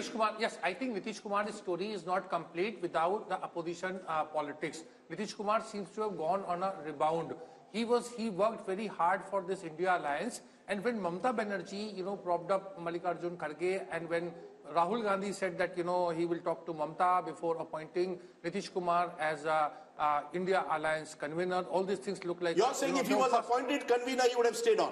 Precisely, because Nitish Kumar was not doing 8%. He knew his days are numbered. He wanted to be a prime ministerial face. He may not have said it. And this is... If he was made convener, think of it. After 2023 December results, he's also making calculations. Being convener is only worth if you have a shot at something. So he thought he was on the losing. Shama Mohammed joining us of the Congress party. Shama Mohammed, do you believe that in Bihar, the BJP in this last stretch has trumped you by taking someone who was not too long ago seen as the architect of the India alliance? So perception-wise, and now in reality, as per our numbers, the Congress-led India alliance has lost a big opportunity. I don't agree with you on that, Rajdeep. Everybody knows what Nitish Kumar is. Like I said before, if he had to go, he had to go. He keeps jumping from here and there. But you said a very important thing is, what is the ideology of the Bharatiya Janata Party?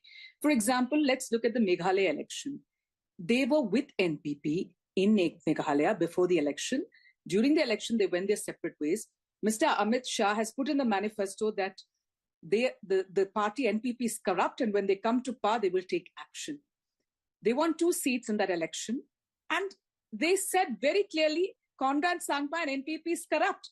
They go and join the party after the election. So yes, they will do anything. Opportunist when it comes to election, they are ideological when it comes to governance. So they bring in, as Rahul rightly said, Article 370, Ram Mandir, maybe uniform civil code after the next election. Ideological in governance, strategic opportunism, if you want to call it that, tactical politics when it comes to elections. Rajdeep, let me ask you one more thing. Then why is that you can eat beef in Goa, but you cannot eat beef in Karnataka? Okay, so that's now, let's just stick for the moment to the data. So no, they have no ideology. And one last point. This is not mood of the nation. I would call it mood of the media also. Today I was traveling from Delhi to Imphal, and the person in the plane says, dekho, Modi kya keh rahe hai? That we are dividing it into north and south. It's all about what Modi. But I don't understand why the paper and the media does not talk about how a present sitting prime minister insults the first Prime Minister of India, calls him all the names in the world. And nowhere in the world they do that. Nowhere. And let's not forget he was a freedom fighter. So why is nobody written about that? How the present Prime Minister keeps insulting a freedom fighter, the first Prime Minister of India. And see, you have to understand, people get carried away with what media is doing. Before 2014, we were questioned 100 times. I fail to understand why the present government is not. You could write an article on why beef is allowed in Goa, but not in Karnataka. West Bengal, another big state where the battleground is going to be tough. Let's take a look at the vote share first. Remember, the BJP did very well in Bengal, the breakthrough election of 2019. Now, in vote share, NDA 40%, holding its own. The Trinamool Congress 43.5%. Here we've separated the TMC from the rest of the India alliance because it's likely Congress and left will contest together. That's others 7.3. So Trinamool Congress 43.5, others including Congress and left 7.3, NDA 40. How does this translate into seats? BJP 19, they won 18 last time, 19 this time. They will be happy that they are holding their own in Bengal. TMC 22, down 1. Congress plus left is 1 seat. So Bengal once again, Rahul, becoming TMC versus BJP, Congress left getting squeezed out, and clearly the BJP holding its own. Rahul Verma, is there a way of knowing what this may have looked like if the TMC and the Congress and the left can't be together, but the Congress and the TMC were together? How much of a material difference could it have made to these vote share numbers? It's hard, right? Because you don't know what kind of transfers will take place and what the seat allocation to different parties. Yashwant, how much of the Muslim vote is the Congress actually splitting, or is it largely going en masse to the Trinamool? You see, the minority vote saturation towards TMC is already done and dusted. Yeah. So I don't think there is anything from the minority vote perspective left much to whatever the 8 to 10% vote that left in the Congress. But you're picking up still. How much vote are you picking up for the Congress? You see, they together they are polling every about 4 to 5% each in that way. But the funny thing is that I kept on thinking why exactly Mamata Banerjee decided to go on her own. And when I took a deep dive and tried to understand the composition of what is left of left and the Congress vote, I realized that big number of them is actually anti-Mamata, not anti-BJP, which is now left with them. So there was a clear and present danger if the Congress and the left would have been in Mamata's alliance, then this vote, 8 to 10%, a huge chunk shifting them to BJP rather than coming Mamata's way. So with one caveat, the left definitely had to be on the other side. Mamata was very clear. She needed a three-cornered race. Left voter needed to split the anti-Mamata vote. The Congress voter is more interesting, especially in areas like Malda, which the BJP, did very well last time. There, the Muslim consolidation.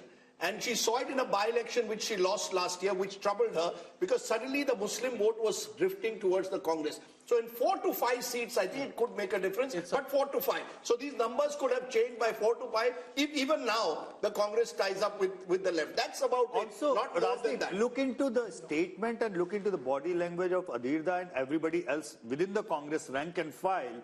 The way their campaign has been, it looks more of anti-Mamata, less of anti-Modi. So they are holding on to whatever they have. They are understanding there is a huge chunk of their vote which is primarily anti-Mamata rather than But I will make again one caveat. Adhir Chaudhary is worried about Adhir Chaudhary. Adhir Chaudhary wants to win his own seat. It's not about a Bengal strategy. If there was and this is where the India Alliance gets it horribly wrong. Do you have a strategy for Bengal, or do individual leaders dictate terms to you as to how you do it? We must remember, Mamata Banerjee has not left India Alliance. So this is the part of tacit understanding also. The left Congress alliance just to prevent the extra BJP getting extra. Oh, come on, there is no tacit alliance when Adhir Ranjan Chaudhary comes every week to Kolkata and attacks you in personal terms. There's no tacit alliance between Adhir and Mamata. No. Let's be very clear. So is he a Trojan horse? No, it's not about Trojan horse. Mamata is also doing a lot of poaching. By the way, sure. She is, but the point is, one-way street. No, the India Alliance should have decided, this is Mamata's point, who's going to drive your alliance in Bengal? Is Adhir Ranjan Chaudhary going to decide it, or am I going to decide it? Congress got 0 seats in a Vidhan Sabha election just a couple of years ago. Can Adhir Ranjan Chaudhary, simply to protect his own seat, sort of dictate terms to Mamata. It won't happen. I think the India alliance has singularly failed to have any chemistry on the ground, which is why Mohammed respond to that. It's a notional loss of, I agree with Rajdeep ji. Congress should have formed an alliance with TMC. There would have been a vote transfer because Congress vote is also anti-BJP vote. It would have transferred to TMC and they could have won 5 to 6 seats extra. So it's a notional loss and it's an optical loss also because it sends a wrong message to the entire country. Absolutely. Shama Mohammed, you want to respond? Yeah, see, I agree that we should be with Mamata Banerjee in West Bengal because we are supposed to be gaining there with her. There's a different story in Kerala because here in Kerala, we are the principal opposition. Let's understand that. We have, the UDF has 19 out of the 20 Lok Sabha seats and we've got more than 30 seats in the assembly also. So we are the principal opposition, whereas in West Bengal from 44 to 0, we have come out, you know. So I, being from Kerala, believe that it is more important to be with TMC than to be with the left. Okay. Sanju Verma now joins us. Sanju, it's been a good showing in the north, not so good showing in the south, strong showing in the west, and in West Bengal, which we're talking about right now, it seems that the BJP is roughly where it was. My understanding on the basis of multiple conversations are the BJP's own polls are showing them 25 plus. This poll seems to suggest that they're not quite there. Our data seems to suggest that the BJP could end up at 19, which is just one more than what they had last time. You know, Rahul and Rajdeep, first and foremost, I just have this to say. I think survey after survey, and especially Mood of the Nation, which is so hugely watched, thanks to Rajdeep, who's trending every second day, and Rahul Kanwal, who never misses an opportunity to show Rajdeep the mirror. Be that as it may, I just have this to say. We are not the India alliance where you are going to create divisions. On a lighter note, Sanju ji, no divisions. On a lighter note, ये BJP की अच्छी strategy है, divide and rule. You are trending every day. थोड़ा शांत हो जाओ. Learn to be gracious when I'm giving you a compliment, albeit a left-handed one. Anyway, now coming to the more serious point. You know, I remember I've been on a zillion debates on these surveys that have been carried out in the last 12 or 24 odd months. And everybody after the West Bengal Assembly elections of 2021, don't forget in Lok Sabha 2019, from West Bengal we got 18 seats, 1-8 with a 41% vote share. But come West Bengal Assembly elections 2021, while we improved our tally from 3 seats to 77, which was a 2400% plus jump, our vote share fell from 41% in Lok Sabha 2019 from West Bengal to 38%. And what did political pundits say? अरे भाई 3% का vote share की गिरावट हो गई है बंगाल में. The magic that happened in Lok Sabha 2019 of getting 18 seats, that is not going to happen in Lok Sabha 2024 if assembly elections 2021 are an indication to go by. Okay. My limited point is, if we are actually improving on our last tally of 18 seats and increasing that to 19 seats, I think the actual result may surprise you on the positive. I won't be surprised if we are able to mentioned trends. 25. I actually just went to social media to check the trends, and the first trend, the top trend nationally at this moment is Mood of the Nation. So Mood of the Nation is the top trend. So well done, everyone. You guys are clearly doing a good job, and at least the audiences are plugged in and watching, which is fantastic. So thank you. That means a lot. Okay, let's run through all the other states of the East, starting with Jharkhand, where much has been happening. Chief Minister Hemant Soren arrested a few days ago. How is it playing out in the polls as per Yashwant's Mood of the Nation? 2024 projection, NDA 56% up 1, India Alliance 30% down 5, others 14. In terms of seats, NDA 12, India 2, same as 2019. Rahul, next is Chhattisgarh. Let's come now to Chhattisgarh. In Chhattisgarh, India Today C vote are projecting that the BJP's vote share will go up from 51 to 54. They won the recent assembly elections, and on the back of that, their vote share is actually going up. The Congress's vote share was at 41 in the last elections. That could now come down 3% to 38. When converted into seats, the Congress had 2 seats last time round. That could come down to 1. The BJP had 9 seats last time round. That could go to 10. So Chhattisgarh, the BJP doing well and holding on to its gains from the last election. That's right. The honeymoon effect clearly there in Chhattisgarh. Let's turn to a state which is again fascinating because there will be Lok Sabha and Vidhan Sabha in the state of Odisha. 2024 projection, NDA 40% vote share, that's +2. India 12%. Naveen Patnaik's BJD at 41%, down 2%. How is this all translating into seats? Virtually again a repeat of what we are seeing in 2019. In fact, a slight jump for the BJP, 10 seats up 2. The India Alliance, mainly the Congress there, is getting 0, down 1. And the Biju Janata Dal 11, down 1. So clearly again all these states are almost repeating 2019. In fact, state after state, Rahul, if you look at the map of India, in many of the states it's a repeat of 2019. Is there a way of looking at these numbers, Yashwant, and giving our viewers some insights into what may happen in an assembly context in Orissa? Because like Andhra, Orissa too polls at the same time? Orissa, there is a very clear split vote. There is an upswing for the BJP as far as the Lok Sabha voting is concerned, but as far as the assembly voting is concerned, it is clearly the Naveen Patnaik BJD way. Assam. Assam, let's look at the seat shares for Assam. Last time the BJP had 9 seats, that could go up to 12. Remember, Assam has 14 seats.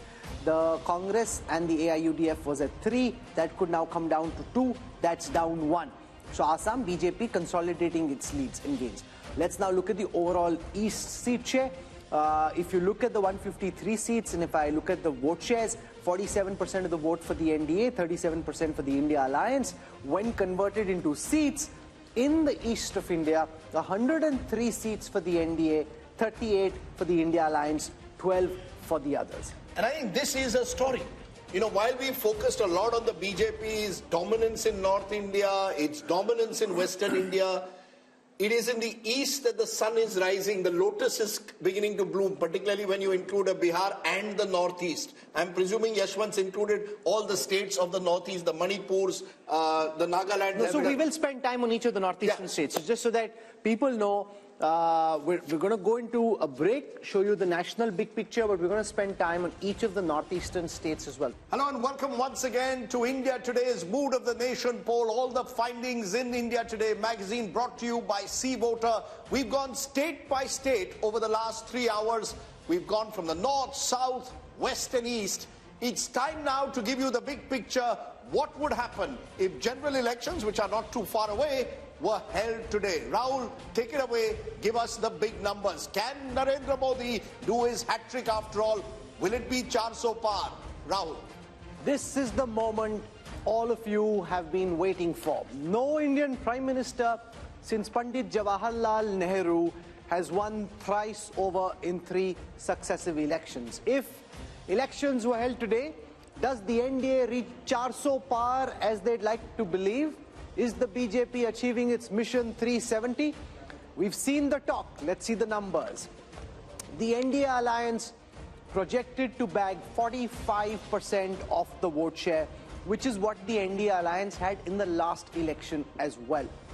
The India Alliance expected to bag 38% of the national vote share, which is 11% more than the last time, but that's also because last time it was UPA, this time it is the India Alliance. So parties like the Trinamool, at this moment, this could change soon after our broadcast, but at this moment officially they are part of the India Alliance, which is why as a national aggregate their vote share is up 11%. The others from 28% are now coming down to 17%, down 11. That's as far as the alliance-wise vote share is concerned, where there is a very clear gap of 7 percentage points between the NDA and the India Alliance.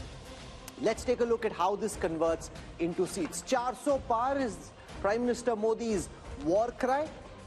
They're heading there, but not there yet. 335 is the current projection by Sea Voter for the India Today group for this Mood of the Nation opinion poll, the last MOTN before the Lok Sabha elections. 335, way short of 400 at this moment. This is 18 down from the last election. So if you take all the allies together, they had 18 more last time. They're down at 335 at this moment. The India Alliance is at 166. That's 75 seats more than the last time. The others are at 42, 57 down, but that's a apples and oranges comparison because some of the parties which were in the others have now moved to the India alliance. The big story though is that the NDA is set to come back to power quite comfortably. See, you want to hit 4 centuries in one match, you're hitting 3.5 centuries just yet. And remember, Rajdeep, there's also the fact that once this message goes out that Prime Minister Modi is comfortably placed, then a lot of people may decide, "Arey, vote kya waste karna, isi ko do," because if he's coming back. So that ultimately could also come into play. You know, there seems to be, Rahul, an inevitability about the outcome. I think this is one of those strange or rare elections where it almost seems, at least when you speak to political observers and politicians, that the outcome is known. It's a question of where does the NDA, BJP-led NDA end up? Where does the BJP end up? These numbers are showing the BJP is roughly just around where it was in 2019. The NDA is marginally down, but as you said, there could be a bump it could get in the next 2 months because if it campaigns hard and the BJP is known to do that. Plus, could it get more allies? Remember, all of this is before the possibility of a Chandrababu Naidu or an Akali Dal joining in. All of that could take the BJP above 350. I know that there is all this buzz about 400 par. That perhaps will require the perfect storm. But the BJP has set the base. I think what this Mood of the Nation poll shows, people want Mr. Modi back. The majority seem to want Mr. Modi back for a 3rd term in the first past the post system. And unless there's some kind of a miracle in the next 6 to 8 weeks, the India alliance will have to simply accept next time, or good luck to you, 2029. 2024 appears as close to a done deal, Rahul, with these numbers. And the Prime Minister's popularity remains pretty high again. It will be interesting to see whether he just wants to equal Nehru's record or actually be around the next time to beat Nehru's record, or at least attempt to beat Pandit Nehru's record. Let's take you through how the party-wise vote share and seat share would stack up. We looked at the alliance-wise numbers. Let's now look at the party-wise numbers. The Bharatiya Janata Party had 37% of the vote in the last election. That is expected to go up by a massive 3%. I'm saying massive because in a national context, for one party to be able to increase its vote share by 3%, that is a very significant achievement. The Congress had 20% of the vote share last time. See voters predicting at this moment that that could come down to 19, just a dip of 1. Others were at 43, they could be at 41. The big story there though is that the Bharatiya Janata Party, which in the last elections was standing at 37% vote share, could go up a massive 3% to 40. You know, Rahul, there are 2 big stories. One is the BJP story, the possibility, as you said, that Prime Minister Modi will emulate what Nehru did, win 3 consecutive elections. The other story is the Congress party, losing 3 consecutive elections and its vote share not changing. I keep repeating, there's one figure that stands out for me, Rahul. The BJP got around 7.5 crore votes in 2009. It went up by a whopping 200% to over nearly 22 crores by 2019 in a decade. The Congress vote has remained relatively static at 11 crores. So while we are looking at the BJP and the big picture of Mr. Modi winning his hat-trick, we've got to also look at the Congress party. And I think somewhere there are 2 stories. But it's not static. If the pie is growing up and your portion, right, say you're actually declining very badly. So you're not static. See, you're declining. Your vote share is remaining static. For a moment, and before we kickstart our discussion, let's take you through how this stacks up in terms of seats. We've looked at the vote share numbers. Let's take a look at how many seats each of these parties is projected to bag. The BJP, remember, had a 303 rifle that they were firing last time. This time it's 304. So it's not Mission 370. That's his rallying war cry. They're not there yet. 304 is where they stand. 71 is where the Congress stands, which is up 19 from the last time. Remember, there are gains in states like Telangana, which are helping the Congress do better than it did last time. Others at this moment are at 168, down 20. So that's where it stands. Prime Minister Modi very comfortably placed to be PM once more, which is why Raj Chingappa and his team are saying it's get set for a hat-trick. Raj, you want to give us what your headline is? What is it hat-trick? Is it the Modi momentum? What is it? It is set for a hat-trick. So is it about Modi? Is it about the BJP? How do you see it? I see your cover has Mr. Modi imperiously walking down. So we're calling it heading for a hat-trick. But let's, just for a moment look at the figures that are there. Yes. I mean, it's commendable that Mr. Modi, in his 10th year, is able to deliver the kind of numbers to the BJP and the NDA. And look at the term that he does it. In the second term, I mean, every world leader was under pressure, put on the mat. There was a once-in-a-century pandemic that was there. You had a complete collapse of the economy. You had the Chinese intrusion coming in. You had two wars, the Gaza and Ukraine war that pushed up inflation. Everything that could go wrong goes wrong. And yet, when we see at the end of 10 years, Mr. Modi is not only shining, but is up there in the league of greatness, possibly statesmanship that is happening. So I think we have to give him credit for what is it. Now, whether he's going to beat the record of Nehru, that has to be seen, but the polls indicate that. Whether he will beat the record of Rajiv Gandhi in 1984, that is to be seen, because 400 at the moment from what we took in these last 3 years, 3 or 4 bellwether states, the NDA seems to be holding, but not really catching up to the 370 that Mr. Modi wanted. I think what we will see in the next 2 months, there will be, I believe, because the way it is trending, and I studied what we did in 2014, when Dr. Manmohan Singh was aspiring and the Congress party was aspiring for a third term. If you looked at our Mood of the Nation poll at that time, in January 2014, the Congress was down to 100, and the UPA was down to 122 seats. And the BJP, the trend line was that the NDA and the BJP was going to win it. Here, it's just the opposite. The ruling dispensation is doing it. So I would think that we are going to see a Modi wave, because they can only get better from here. They seem to have equaled what they've done, and we're going to see this huge movement. There are caveats, which... We will come to the caveats in a moment, but is that how you see it? The big takeaway is the BJP has consolidated, holding its own. If anything, Yashwant Deshmukh, it could go up, possibly in the next 2 months, depending on the nature of the campaign, the kind of momentum that you tend to get, that the winner gets a kind of bandwagon effect. Well, bandwagon or not, I've explained the relative turnout thing, which I think will be a very decisive factor, because I believe within the same vote share and sphere, just the higher relative turnout will give BJP extra 2-3 point jump, just by virtue of being able organizationally and resourcefully taking the supporter from their home to the polling booth. Out of that, having said that, you all know that from the seat projection perspective, I am a very, very conservative pollster. For what Raj is indicating, what Amitabh is indicating, probably is, they are poking me that, Yashwant, this is the starting block. And I agree to that, because when I look into the gap of 20% vote share for the BJP, Rajdeep, it's like it is likely to end up a complete sweep in many of the states where marginally I have probability-wise given 2 or 3 seats to the others. So if you look into the 335, it can easily be 350 just by taking into the other sweeping stakes of the BJP. So is there any caveat at all, Rahul Verma? Is there an inevitability of the outcome, as I said, where the question now remains whether the BJP is where Yashwant has pegged them at 303, NDA at 335, or does the BJP go up to 340, 350, NDA 370, 380? Are these the only 2 scenarios you see, or is there a possibility of a 2004 miracle that the opposition is holding on to? In Indian politics, there is always possibility, but the other term I'll use is probability. The probability of this now turning in a reverse direction is very, very low.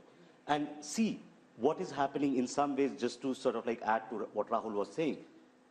PM Nehru in his successive elections, 52, 57, 62, Congress vote share did not improve.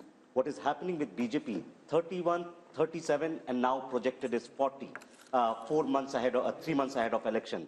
And given if it's a conservative estimate, BJP being an organizational party can actually pick up more votes. With that kind of vote difference, the seat translation is going to be heavy. And second point, Congress is holding on to its 18% vote share and 70 seats because of its perhaps performance in Telangana and states like that. And we don't know what would conspire in some of these states. If BJP ties up with, say, BRS, Telangana seat tally might change. What happens to the Congress party, Rashid Kidwai? 3 consecutive defeats, 15 years out of power. And while they may get 70 seats as per our poll, that could even come down to 40-50 if the BJP goes up by 20-30. Where does that leave the Congress party? Can it hold together with a third debacle? Yeah. I think, Rajdeep, it may sound a bit odd and bizarre, but the Congress would be very happy to know Yashwant Deshmukh's, finding and mood of the nation that Congress is getting 71 Lok Sabha seats. It will give them a formal position of leader of opposition in the Lok Sabha. Remember, Congress is very easily satisfied party, and that's the one reason why it is going down. On the other side, when Bharat Jodo Yatra, and this is a very big lesson for Rahul Gandhi, when Bharat Jodo Yatra was started in first phase, it was thought that with that yatra, Rahul Gandhi Congress would be able to increase, its vote percentage by 3 to 4%. They were actually hoping for 25%. So it's a very bad news that Congress is not getting vote percentage, no increase in vote percentage. I think individually in states there will be breakaway Congress factions because nobody wants to be in opposition forever. Amitabh, your big takeaway from these numbers, clearly it shows 2 months before the election, perhaps, as I said, more than any other election, a dead certainty as to who the winner is. I can only compare it with January 2019. January 2019, which is the best comparison to make, the Congress had just won 3 states in North India, and the poll suggested a tightening of the contest. The India Today mood of the nation actually suggested a tightening of the contest. A coalition government for the NDA. A potential coalition government for the NDA. Now we are seeing a clear majority for the BJP. What's your big takeaway? Is Indian politics heading towards some kind of a dominant party system, or is it about Prime Minister Modi being this domineering leader? So BJP is, of course, attaining the pole position which Congress used to acquire during the 1950s to 1990s. At that point of time, Congress was competing mostly against regional parties. Here we have BJP competing mostly against regional parties because regional parties tally is 168 seats. BJP is increasing its vote share. Congress is holding on to its vote share, and all its gains are coming at the cost of regional parties. In fact, the story, Rahul, for me is once again that remember 186 seats, roughly 186 seats, direct contest in 2019, Congress versus BJP. Congress won just 12. BJP won most of those seats by double digits. Nothing has changed. It's almost as if the Congress is where it is, comatose in a way electorally, and the BJP is growing. And because they're not listening. And the other factor, which is also in a way worrying, is the North-South divide. The BJP dominating North India, dominating West India, doing even very well in the East. It's only the South which seems to be marching to its own beat. And I wonder what the implications of that will be long term. If the Congress had any good sense, and I'm not at this moment certain that the people who do are looking so obsessively at this election in the way that the BJP is, they should sit into a room, Messrs. Kharge, Rahul Gandhi, Uddhav Thackeray, Sharad Pawar, and say, let's thrash out the Maharashtra seat-sharing formula before we leave. Sit from morning till evening, go seat by seat, thrash it out, compromise, and do the same for Telangana. Figure out who your candidates are, get on the ground. Instead of just spattering your ammunition all over the place, focus on their... No, but they're not even invited, Rashid. That's the problem. Each of those leaders are saying... Because Rahul Gandhi is there, so they need to... But what is more important? Sitting and fighting and trying to win the few seats you have an opportunity of winning, or this yatra which only seems to be causing trouble? Can I make an even more controversial point? Which is what? If I was the opposition today and I saw your numbers and the mood of the nation and all of us predicting the inevitability or the probability of the outcome, I would actually see one opportunity, and that is focus on state elections. There are going to be, look, there's a Lok Sabha election which the outcome seems inevitable. It's about whether... No, but you cannot, if you're in the opposition, you cannot take it as inevitable. You have to fight the election. No, you have to fight. That's why I said it's a contentious point. I have 100 rupees in my pocket. I would put at least 80 rupees of that into state elections. There's Haryana, there's Maharashtra, there's Jharkhand, there's Bihar next year, then there's a series of other elections. Look, in the Lok Sabha, you can pick up, I'm only going by the mood of the nation, Rahul. You can pick up 20, 30 seats by what you're saying, better seat adjustments, do a little bit in Maharashtra, work out your numbers. You should do that. Of course you should. Every election has to be fought.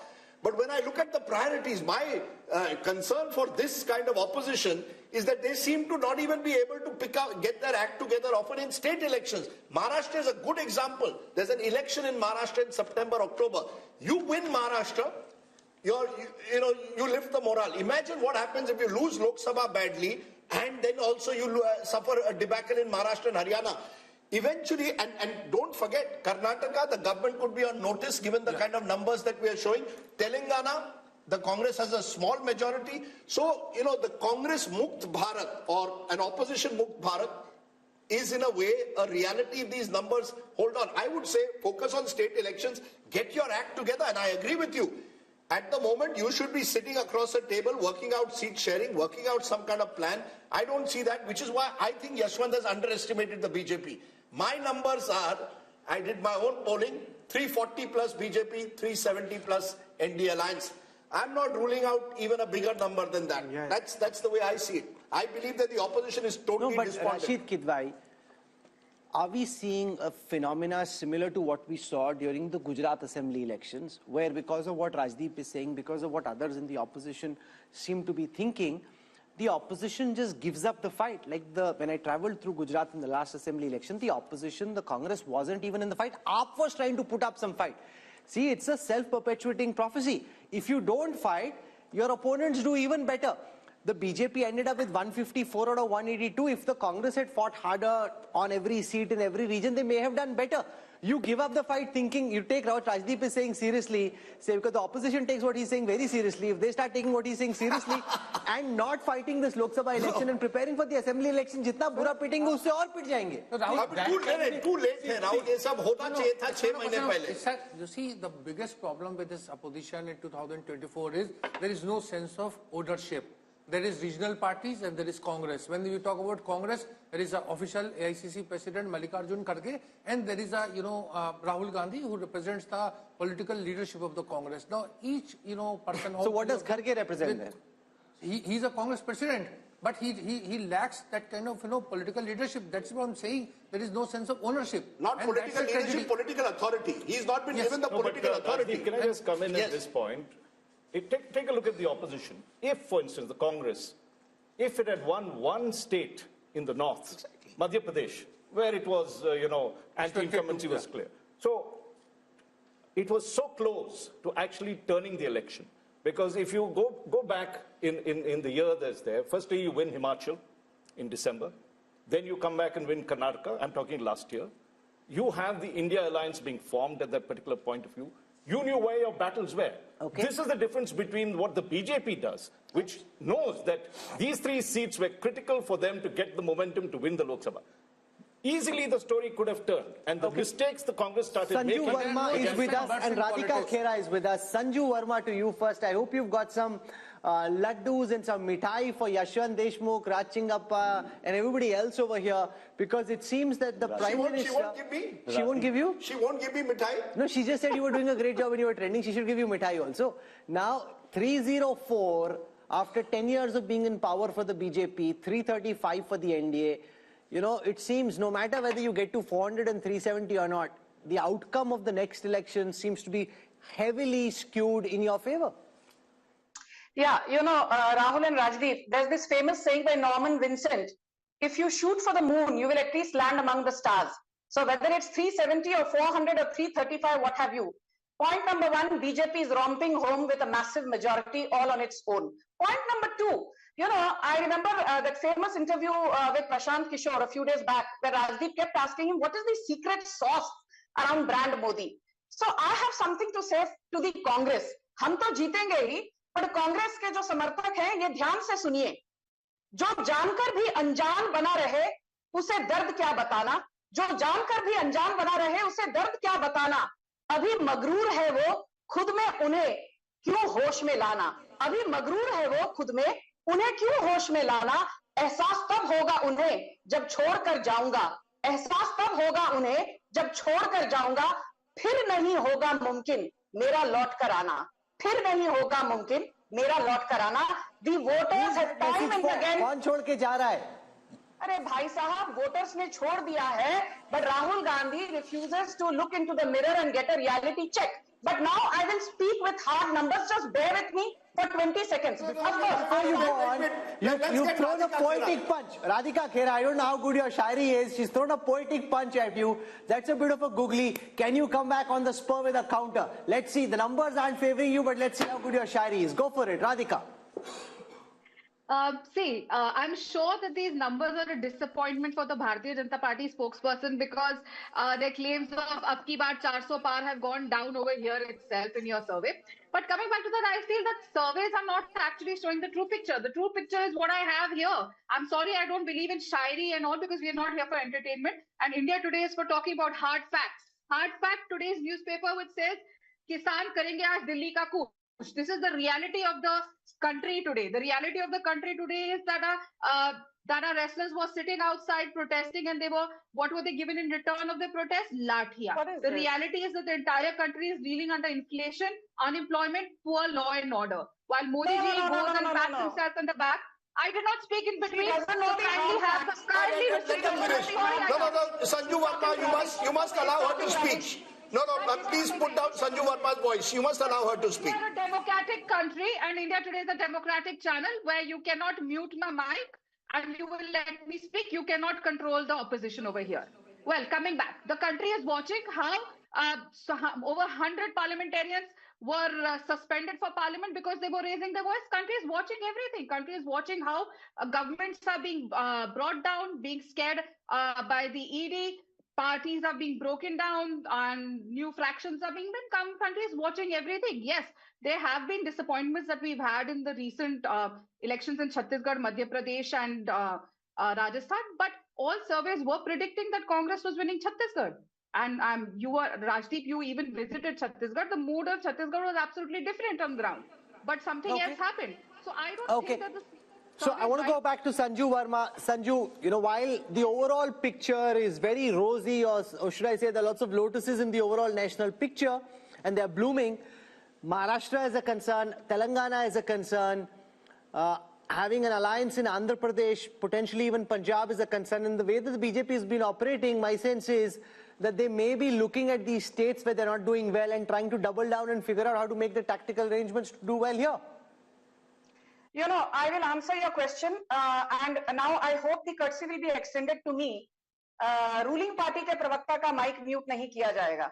Radhika Khera, I agree with her on one thing. She said this is a serious channel. We are not here for entertainment. I completely agree. Entertainment to Rahul Gandhi de rahe hain, bharpoor entertainment as part of his Bharat Jodo Nyaya Yatra, where he says, stuff mein koyla dalo aur stuff jal jata. I thought that the stuff runs on kerosene or fuel. For the first time I learned that the stuff runs on coal. So please, don't sit here and give me your half-baked knowledge. Now I will come to the hard facts. Rahul, I will not even talk about what, Mr. Arun Puri said in August 2023. These are famous quotes of his, which I really love reading them all over again on every debate. In August 2023, after your then Mood of the Nation poll, he said, Narendra Modi has pulled off what few leaders have. He has banished the universal factor of anti-incumbency. Narendra Modi's popularity rankings defy the law of gravity. I'm quoting Mr. Arun Puri ad verbatim. And I'll tell you why jahan Narendra Modi khade ho jate hain, wahi se line shuru ho jati hai, because we had votes or number of seats at 17.6 crore in Lok Sabha 2014. People said, this was just happenstance. We got the number of seats, winning seats at 23 crore votes. 23 crore people voted for Narendra Modi in 2019, which means there was a 31% increase in our winnable seats between 2014 and 2019. Now, I am not even going to assume that BJP will see a 3% uptick in its vote share from 37 to 40%, as Rahul said. Let us assume that the vote share continues to remain at 37%. It does not rise to 40%. I'm being conservative, despite being an Andh Bhakt and a Modi Bhakt. Despite having a vote share at just 37%, just going by past track record, if you extrapolate the numbers, you will see 30 crore people voting for BJP, assuming a 31% rise in number of seats. And if you assume just a so you 15% made that point, ma'am. I want to go across the table. Ask Amitabh, what could be the X factors from here? We're in the beginning of February. We've got March still to go and then elections in April, May.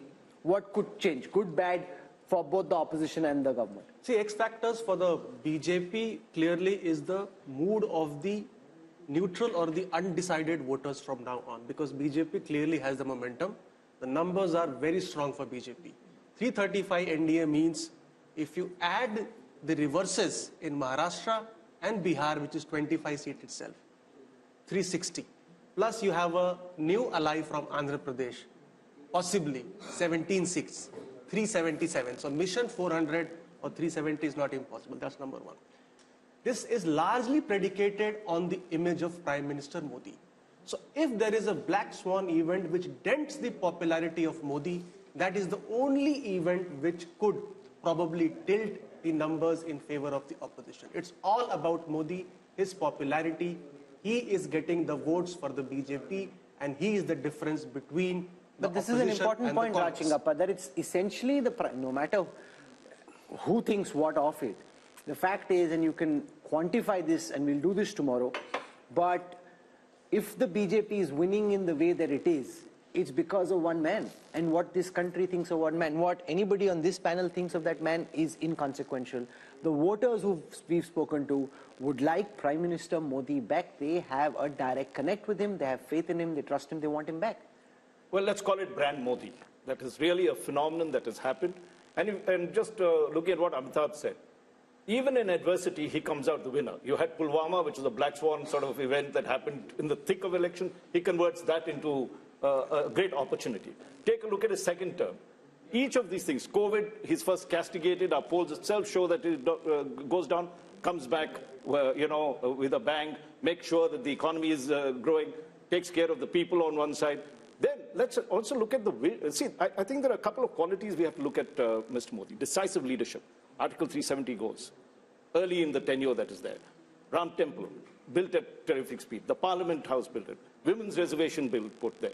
So you are seeing, if you take a look at some of the characteristics of leadership, vision, he has it. He's not only showing a vision for these next 5 years, he's looking, many people could say, well, that's, really pushing the target too far.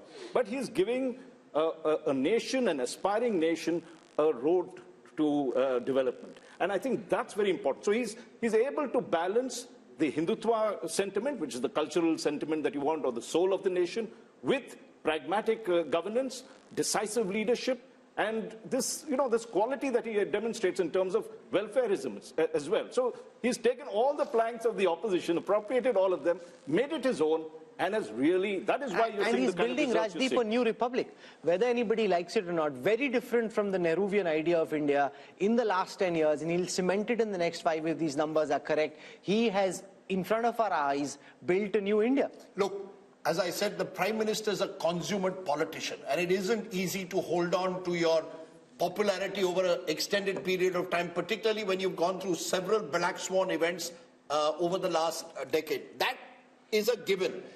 I like to use sort of M factors, and I'm going to give you 7, each of which I think it's not just Mr. Modi's secret sauce. I put Mr. Modi at the top. I put machine. The BJP is a machine. And the machine... No, they built a machine. You mean machine, you think like it's a machine lying on the ground. Anybody can do a machine. They built a machine. Of course they built a machine, but the machine has various aspects to it. The machine knows how to use state power. It will know when to corner the opposition. So did the Congress when they were in opposition. So did the Congress. Sure, of course. But the Congress didn't build the structure that the BJP has built. When you say that, Mr. Modi is building a new republic, I just want to give the elements, I think, that are important as to why is he still winning. There's Prime Minister Modi, consummate politician, knows how to use power. There's the machine of the BJP, the RSS, the Sangh Parivar. There's the message. The message, interestingly, look at Mr. Modi's message in the last month since Ram Mandir. He's not focusing on Mandir, he's focusing on Viksit Bharat, talking about infrastructure projects, talking about Amrit Kal. Cleverly knows how to change the goalposts. This is over, let's move on to the next. So the opposition doesn't know what will come next. Number 3. Number 4 is money. Let's be honest, Indian elections, the oxygen of Indian elections are increasingly money. The BJP dominates that space like no other party has done. The Congress may be in its palm, but that time, the opposition was much weaker. No, but that time the Congress leaders, many of them pocketed the money themselves. This is different structure they are getting for the machine, a lot of the Congress leaders, and you know this well pocketed. It's not as if in Maharashtra we don't have khoke ki rajniti. Let's not say that no, but we don't have institutional corruption in the manner in which there was under the UPA, that's not the case. The jury is out on that, but I'm willing to concede that the Prime Minister has made it, ensured that the party comes first at the very top. Not in the case of the Congress, individuals came ahead of the party. Then you have Mandir. I think as the survey is also going to show, Ram Mandir has taken the Prime Minister's own popularity to another level. That's where it comes that, you're crafting a new ideological republic in a way, moving away from the Nehruvian idea to a new idea of a new republic. Who knows, uniform civil code comes next. Then, and I think this is crucial, you have the Mahagathbandhan. You see, you're as good as your opposition is. If you're playing a terrible opposition, which is so badly divided, which has really made no effort to actually build on the weaknesses of the government. It's not as if the government doesn't have weaknesses. Unemployment is a problem.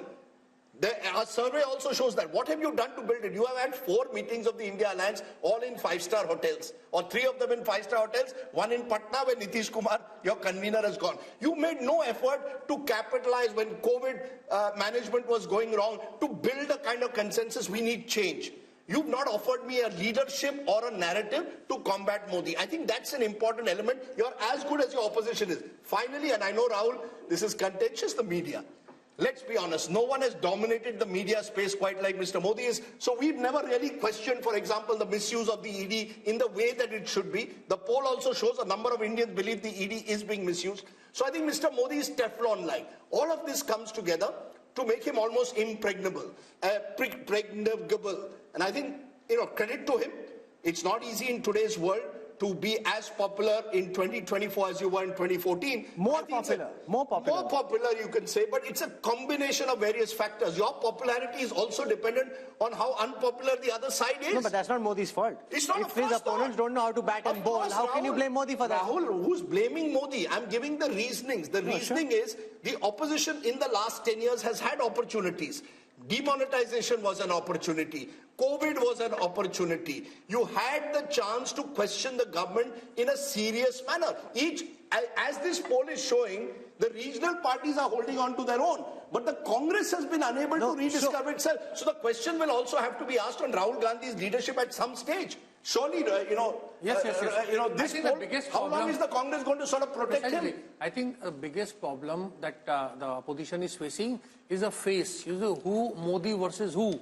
Is it Mallikarjun Kharge? Is it Rahul Gandhi? Is it Mamata Banerjee? Is it Arvind Kejriwal? So people have no idea. Is it M.K. Stalin? Is it some other, chief minister? So, nobody knows. So therefore, Mr. Modi is having it, very easy. And the survey is indicating at that. If there was a face, if there was a, sort of caste affiliation, if there was issues, talking points attached to it, perhaps the outcome may not have been very different, but there would be something like 2019-like situation. Is he invincible? I mean, at this point of time, can we say that Mr. Modi is invincible? Could the opposition have done anything better to change the mood of the nation? Maybe a better word is unstoppable. Yes. What could it have done? There is always a possibility, but I think of politics structurally. And the nature of politics is such that opposition does not have many chances. To use a cricket analogy, if, say, Tendulkar or Virat Kohli is in full form, no matter you ball a Yorker or you ball a sort of like, a googly and spin, they will hit you. But Tendulkar has got gold. Modi has never got gold. This is why leaders are important. But think of 50s and 60s politics. Were there no leaders in opposition? There was Lohia and other things. Could they challenge Nehru and Congress party? No, because in political time, now you counted 7 things. Everything is in favor of BJP, right? So at the moment, I don't think there is any X factor. The only X factor could be that we have no sense of what's happening on the ground. People have made up different mind and they are telling something else. So at the moment, everything is aligned in favor of BJP. Here's what I wish to say. Let's just zoom out for a moment and think of the larger picture in a more historical perspective.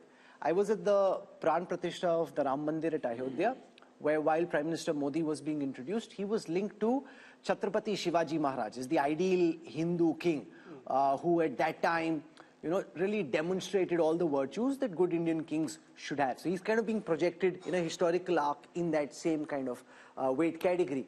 Rahul Verma, is there any contemporary political figure who comes to your mind who 10 years on, not just in India because there's no comparison here, but even internationally, 10 years after being in power, manages to increase his party's vote share by 3%. Go back in time. Who comes to your mind? No, once again, can I make someone who can? Yeah, who? You know, we often tend to, since Nehru is still in the news, remember Nehru in the early 60s was a weakened prime minister, the war with China, despite that won.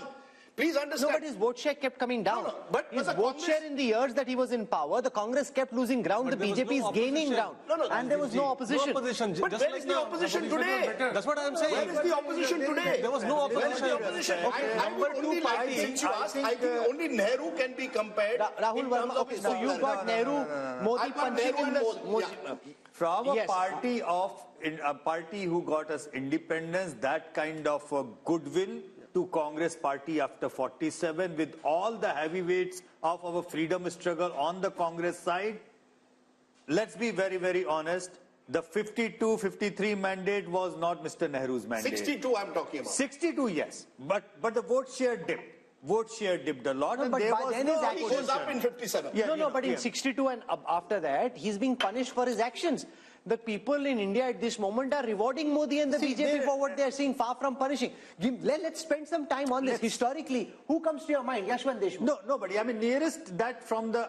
and one point which I wanted to make, where I can probably answer your question, is the hunger to win and willingness to work 24/7 to let that happen.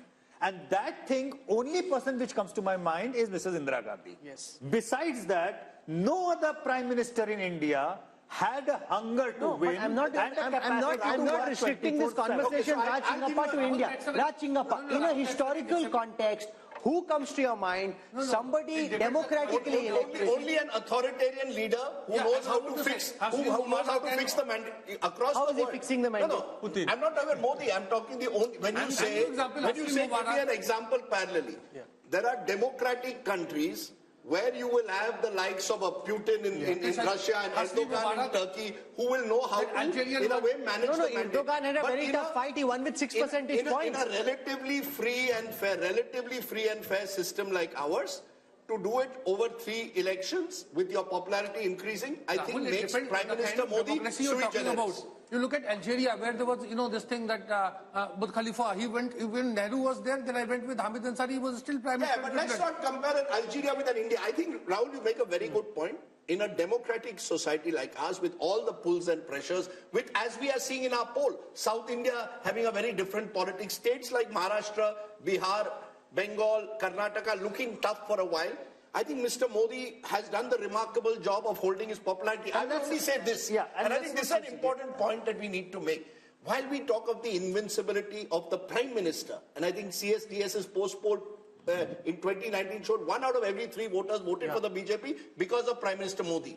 The BJP itself is not invincible. That's why I made the slightly controversial point that if I was the opposition, I would focus on states where Mr. Modi is not on the ticket. The BJP is weakened. You want a strategy for the future? Start from the states. The problem is you're going to make this, the India Alliance has come into this 2024 election with no clue of how they want to face up to Mr. Just Modi. to remind the viewers, Rahul, once and again, we are so damn focused on 14, 19 and probability of 24 that we are forgetting the fact that BJP as a party has lost 50% of the elections in this country in the last 10 years.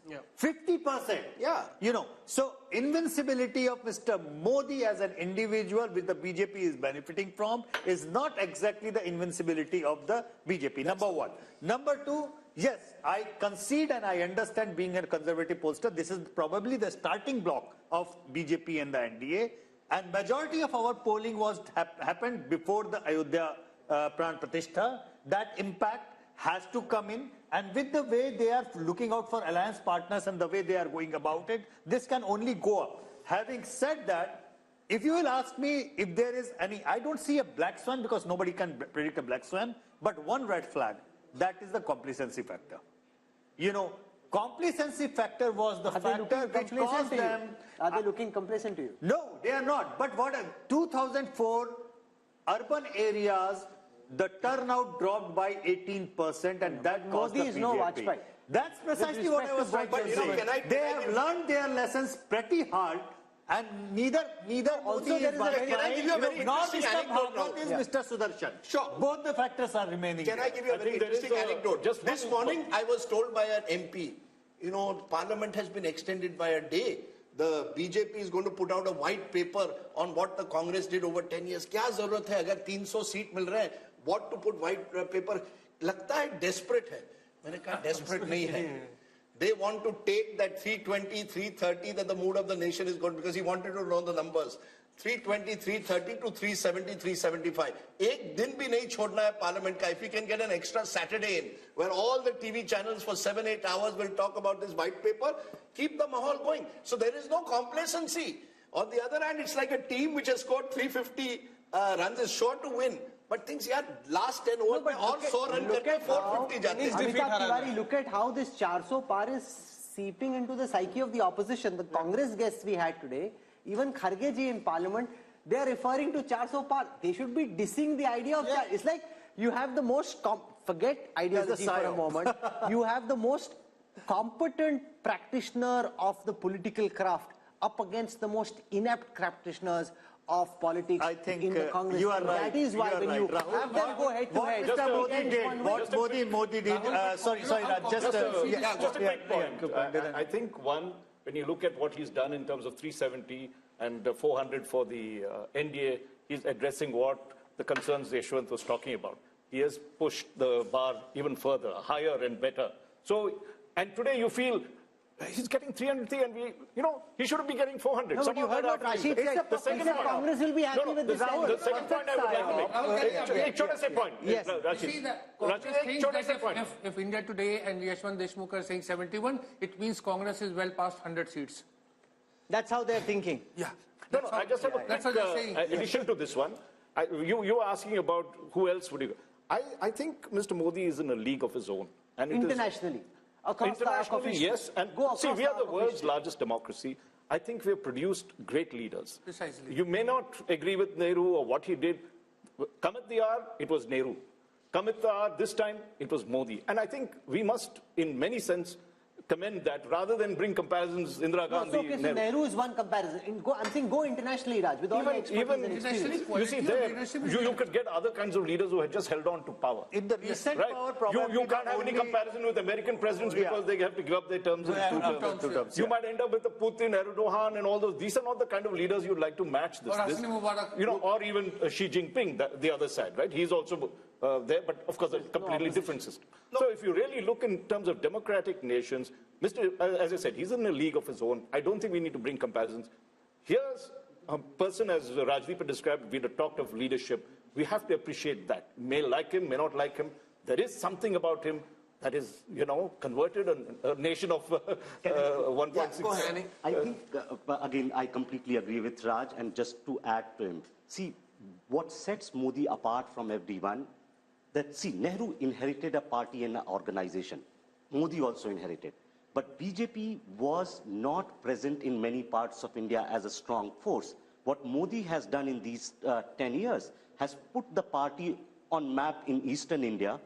In many states where they were in single digit are now running governments. Right? So what he has done electorally has basically created that machine which was there, maybe using all kinds of things. But now BJP is a very, very formidable and unparalleled election machine in contemporary politics across the globe. Can I add, I think that is one of his biggest across the globe, you think? Yeah, can I add two more M's?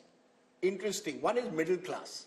I remember Arun Jaitley telling me this 10 years. He says, as India becomes more and more middle class country, he believed that the BJP was there at the right place, right tap to capture on the energies of this middle class. I believe post-1991, ironically, the Congress party didn't capitalize on the zeitgeist of this new India. They went in the other direction when they should have actually taken credit for Manmohanomics, built this middle class constituency. Look at across urban India, and as India gets more and more urbanized, look at BJP's performance across urban areas. Mr. Modi is popular in both rural and urban. We forget the Labharti scheme and the impact that has had, direct benefit transfer, using it to put money in people's hands. But I think middle class has become a core constituency of the BJP and they've built around that. And whether we like it or not, it may be the elephant in the room to some majoritarianism. Particularly in North India, there is a sense of a Hindu majority. The point you made, a new republic, somewhere it's the Hindu assertion. That also is a major factor. When I add Labharti and Hindu assertion, I don't think you can win an election. But which government in the past, Rajdeep, has spoken of making India a developed country and set a timeline for it? Sure. And actually then mobilize the will and try to build the circumstances which allow us to move in that direction. This is the only other government that I know. Rahul, I want to only put one small caveat, which is there are areas of darkness in this country. Let's be honest. Whether it's the ethnic but there are areas of darkness in the United States. There are areas of darkness in Europe. Rahul, just as I believe the middle class has arrived, unemployment is a serious crisis. It's going to get worse in the era of automation. In education systems will not be able to match what the new market needs. I just think let's not say that we've reached there. Mr. Modi is offering a dream. Mr. Modi is offering a dream. And making the effort to achieve that dream. He's offering a dream. He's offering a vision and he's making the effort to take us in that direction. So it's not as if he's sitting on his laurels. But then tell me aspiration is not just middle class, Rajdeep. Middle class is like 50 shades of grey. Anybody who is not in BPL family is a middle class. Okay. So from lower middle class to middle class to the higher middle class, it's an aspirational class. And he is a person who is showing a vision and a dream that, okay, you are maybe suffering, but what the India which I'm trying to make will be a great India for your kids, your grandchildren. And he's working towards that. But then tell me, if this was also perfect, the double engine, as we saw in certain states, doesn't work. I think India is too complicated to reduce it to, Modi's captured the attention of all of India in every election. That's why he's captured it in a presidential style. In elections, increasingly are presidential at the national level. Mera leader kaun hoga? Mera prime minister kaun hoga? Mr. Modi, with his consummate abilities as a communicator, and the point I keep making, Rahul, which Prashant Kishore also now makes, Mr. Modi's been around 50 years in politics. He's seen various, these black swan events, you're able to conquer sometimes through your past experience. It's like a journalist. If you've been 40 years, we can do live program. Pehle saal, it was a struggle. Mr. Modi's been there. He's done the hard yards. Let's give him credit. He's been in power since 2002. He's been in power for 22 years, and that gives him experience of hand. On the other side, he's become elite. You've got regional leaders who've been stuck in their states. I think one of Mr. Modi's major achievements is from Gujarat Chief Minister. When he became Gujarat Chief Minister, we thought, ye kaise banega, RSS ka aadmi hai, has no experience in governance. When he becomes Prime Minister, we said, yeah, Prime Minister kaise banega? You said. Look, no, one minute. I will say this, and I have proof. Mr. Javed Akhtar, at a dinner in 2012, 1 week after Modi won Gujarat a third time, he said, yaar, kya lagta hai, Modi ji aayenge center pe? To maine kaha, I think Modi ji will come to the center. I think he will win the elections. 2012 December, before he tilted. He said, nahi, he is haunted by 2002, nahi ho sakta hai. I said, sir, there comes a time when a person can sort of go beyond his sort of past to the future. So I will not take that, but I will say this, that he surprised people.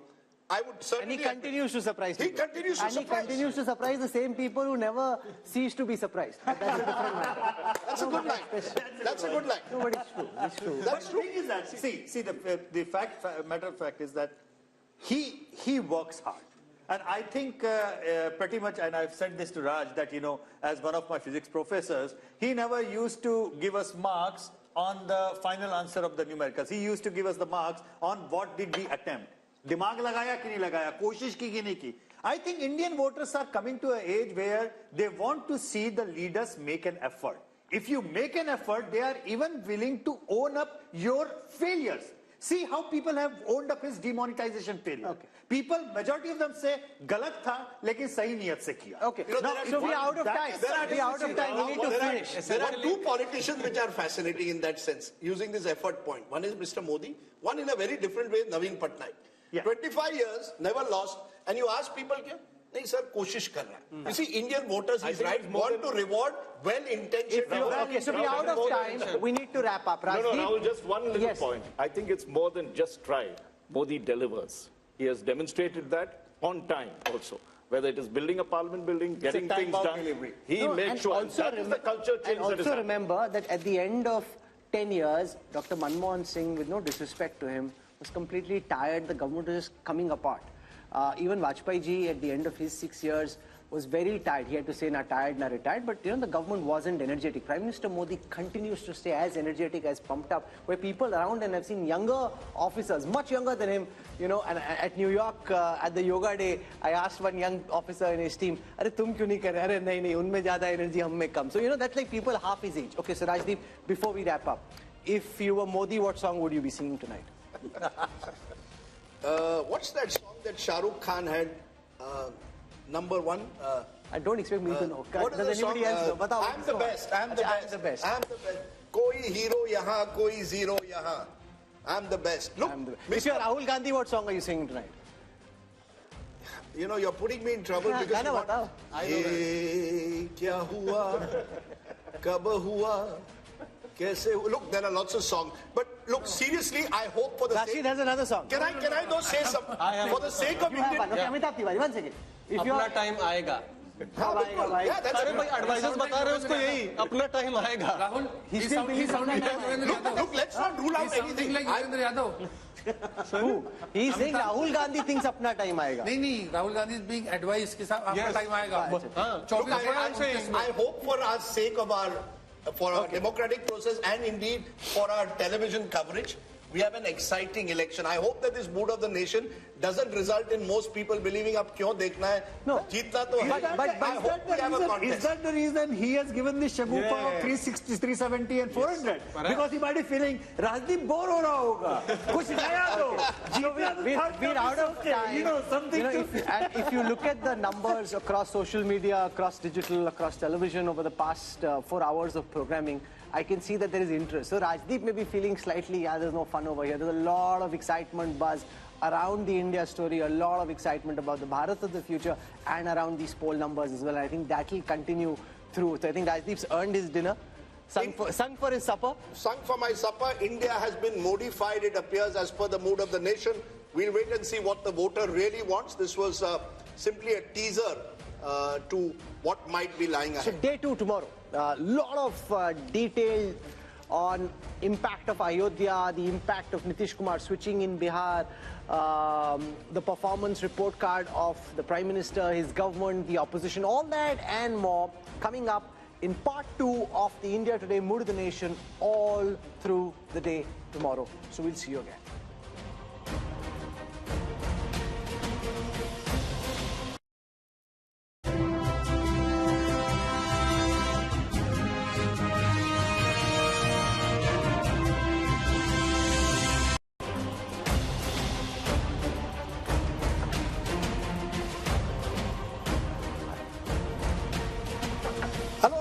You're with the India Today Mood of the Nation biannual survey brought to you in partnership with C Voter, which has done this comprehensive nationwide survey at a time when all eyes are on the big question: who will win the general elections of 2024? That's the question that we're going to answer in a detailed manner this time, but not just the big picture. We'll be going state by state to bring you all the results you've been waiting for. This is the last Mood of the Nation opinion poll before the general elections of 2024, which is what makes this that much more important, and so much rides on the results of this Mood of the Nation opinion poll. Let's introduce you to our guests who are going to join us over the next several hours as we bring you the results of the Mood of the Nation poll. I want to start by introducing Yashwant Deshmukh, lead cephalogist at C Voter. He's got this fancy Himachali cap on and has been working very hard over the last several weeks, and lots of changes, Rajdeep, in the chess drawing board, forcing revisions in the MOTN sample. So he's really been working doubly hard, not just because of us, but also because of all the changes that and there could be more changes within the next month. Change is the only constant. Next month or tonight, tomorrow, there could be changes galore, and therefore we'll have to keep looking at these numbers very carefully. Flanking him is Raj Chingappa, editorial director at India Today magazine. He and his team have worked on compiling and dissecting the results of this poll, and you can read the analysis in the new issue of the magazine, which is out in stands now. We've got Amitabh Tiwari, who's joining us, political analyst, and to our left we've got Rahul Verma, Rashid Kidwai joins us, and we got Sanjay Kumar from CSDS. So this is really as sharp a political panel as can be, and I'm discounting myself.